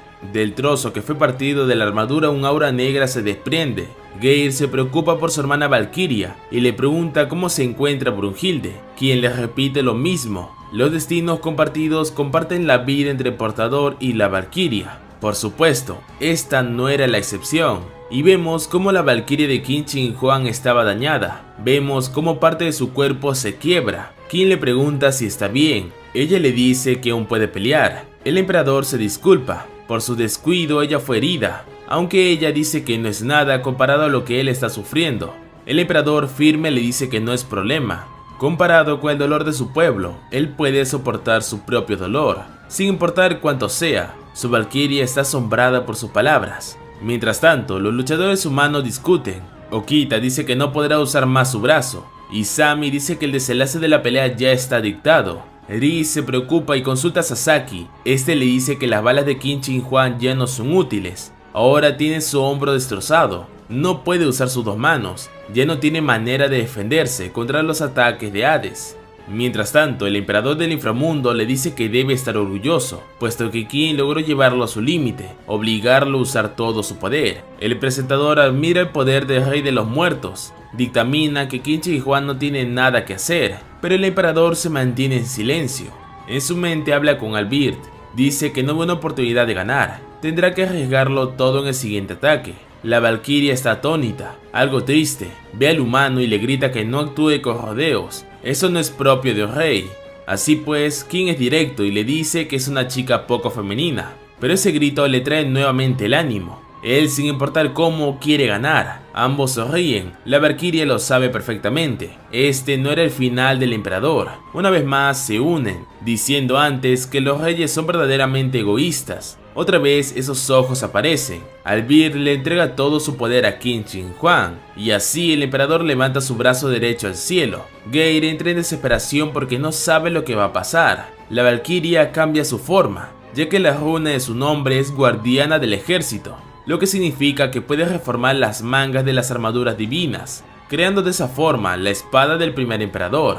Geir y Brunhilde quedan impactadas. Qin dice que solo necesita un ataque, él es el emperador, su orgullo está en proteger a su gente, no puede perder. Hades le dice que es admirable y lo reta a continuar, gritándole a su lanza Desmos que devore el corazón del emperador, el rey del inframundo que sacrifica su propio cuerpo. cargando con el orgullo de los dioses sobre sus hombros. El rey del comienzo que lucha por el bien de sus ciudadanos, comprendiendo mejor que nadie el dolor de las personas. Solo un rey puede comprender el corazón de otro rey. Ambos reyes tuvieron juntos el presentimiento de que el final del combate se aproximaba. Los dioses, humanos y el presentador están atentos en silencio. Tanto Hades como Qin Shi Huang tomaron sus respectivas posturas de ataque. Los peleadores de la humanidad, los dioses del Olimpo y todos los aliados observan. Hades emplea su técnica, y Coreos, amanecer guiado por la sangre, un corte directo devastador.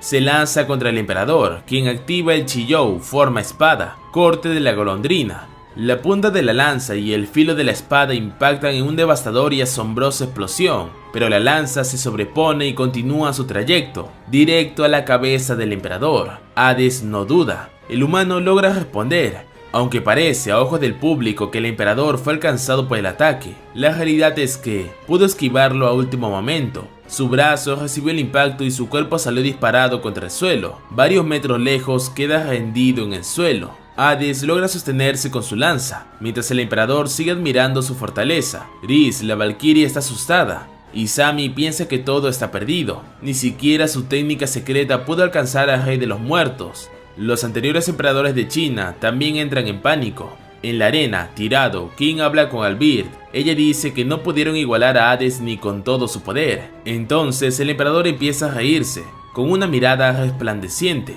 diciendo que era hermoso. Qin Shi Huang entra en un plano totalmente diferente, donde ve las estrellas y sobre todo una gigante y más brillante que todas. Se vuelve a levantar, su cuerpo está dolorido y apenas puede mantenerse de rodillas. El público humano y su propia madre le piden que no continúe, ya había demostrado suficiente. Qin no responde y guarda silencio, solo se escucha el llanto de la humanidad, y entonces dice que un rey no duda, un rey no se inclina, un rey no depende de nadie, y mucho menos, un rey no se rinde. El presentador no puede creer lo que ve. Qin había perdido un brazo y su vida estaba extinguiéndose, pero aún así seguía de pie. Todo lo que le mantenía con vida era su fuerza de voluntad.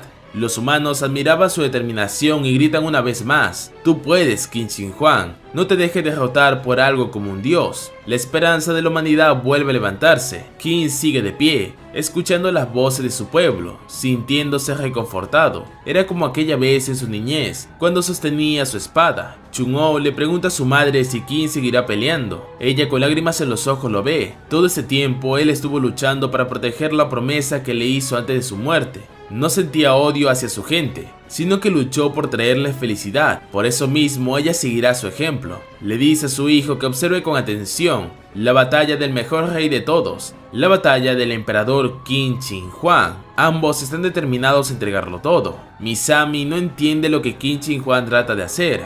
No tiene oportunidad en su estado, pero Kita dice que Qin aún no pierde la esperanza. No se ha rendido. ¿Acaso aún queda algún plan en la mente del emperador? De lo que estamos seguros es que Qin iba a usar la defensa celestial del Fénix una última vez. Su valquiria dice que es imposible en su estado actual, pero él le pide que confíe en su rey. Entonces ella le dice que es algo tarde para decirle algo como eso, porque ella ya tenía plena confianza en Qin. Y una vez más, la espada se ilumina. Hades está orgulloso de haber luchado contra Qin Shi Huang y prepara su guardia. Tanto dioses como humanos en ese momento clave estaban en silencio. Miraban la arena con atención, tratando de adivinar quién sería el primero en hacer su movimiento, ya que el próximo ataque sería el último, y quien comenzó fue Hades. Repitiendo su técnica Icoreos, amanecer guiado por la sangre, se lanza sin dudar contra el emperador. Su arma estaba al límite con la sangre de Hades, tenía un gran poder destructivo. Geir grita que Qin Shi Huang lo esquive. Ese ataque iba con la intención de desaparecer a Qin Shi Huang de la existencia. Tenía toda la fuerza del rey del inframundo, pero el rey de los humanos no dudó, ni se movió,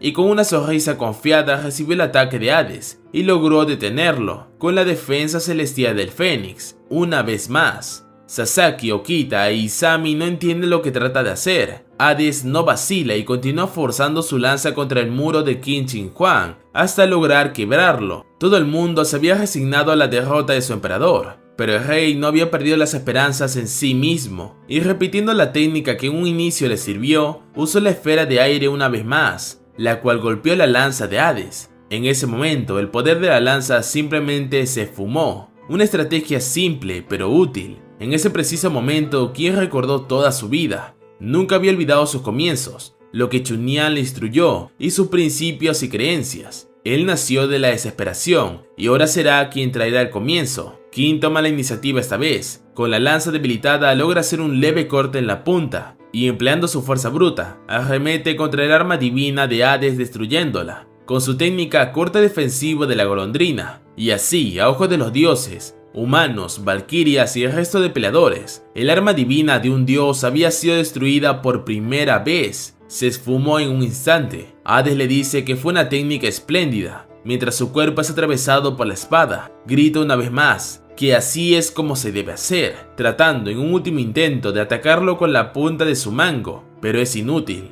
Qin rebana su cuerpo diagonalmente. Un disparo de sangre determina la derrota de Hades, quien cae reconociendo a Qin Shi Huang como un digno rey, y así, el emperador del inframundo empieza a tocar el suelo, mirando al cielo, pide disculpas a sus hermanos, y sobre todo a Poseidón, a quien no le pudo cumplir su juramento, aunque este en un último momento le dio el perdón. Hades toca el suelo, el rey del inframundo había muerto, sin poder cumplir su juramento, solo le queda pedir perdón mientras su cuerpo se desvanece, y así Qin empieza a tambalearse. El presentador lo ve, parece que ambos iban a caer, pero el grito de su madre logra darle la fuerza suficiente para que Qin se mantenga en pie. El emperador ve a su contrincante desvanecerse y le dice que agradece sus palabras. Rey del inframundo, lo adecuado es llamarlo amigo. Empieza a rezar porque tenga un descanso eterno. Los humanos lo ven y replican lo mismo, despidiéndose del rey del inframundo una vez más. Esta victoria fue para los humanos, por parte de Qin Shi Huang. La duración total fue de 12 minutos con 57 segundos. ¿Quién será el siguiente peleador? Bueno, eso lo veremos en el siguiente capítulo. Pero bueno gente, de esa forma terminaría todo este video. Si has llegado hasta el final, escríbeme acá abajo dioses versus humanos. Así les daré un corazón a todos los que se hayan visto el video entero. Y una vez más los invito a suscribirse, que me ayudan bastante, y a dejar su like para que el video sea recomendado a muchas más personas. También seguirme por Twitter, que ahí comparto mis comentarios, memes, ideas, etc. Sin nada más que decir, yo soy Ganti, que espero les haya gustado el video y nos vemos en el próximo. Adiós.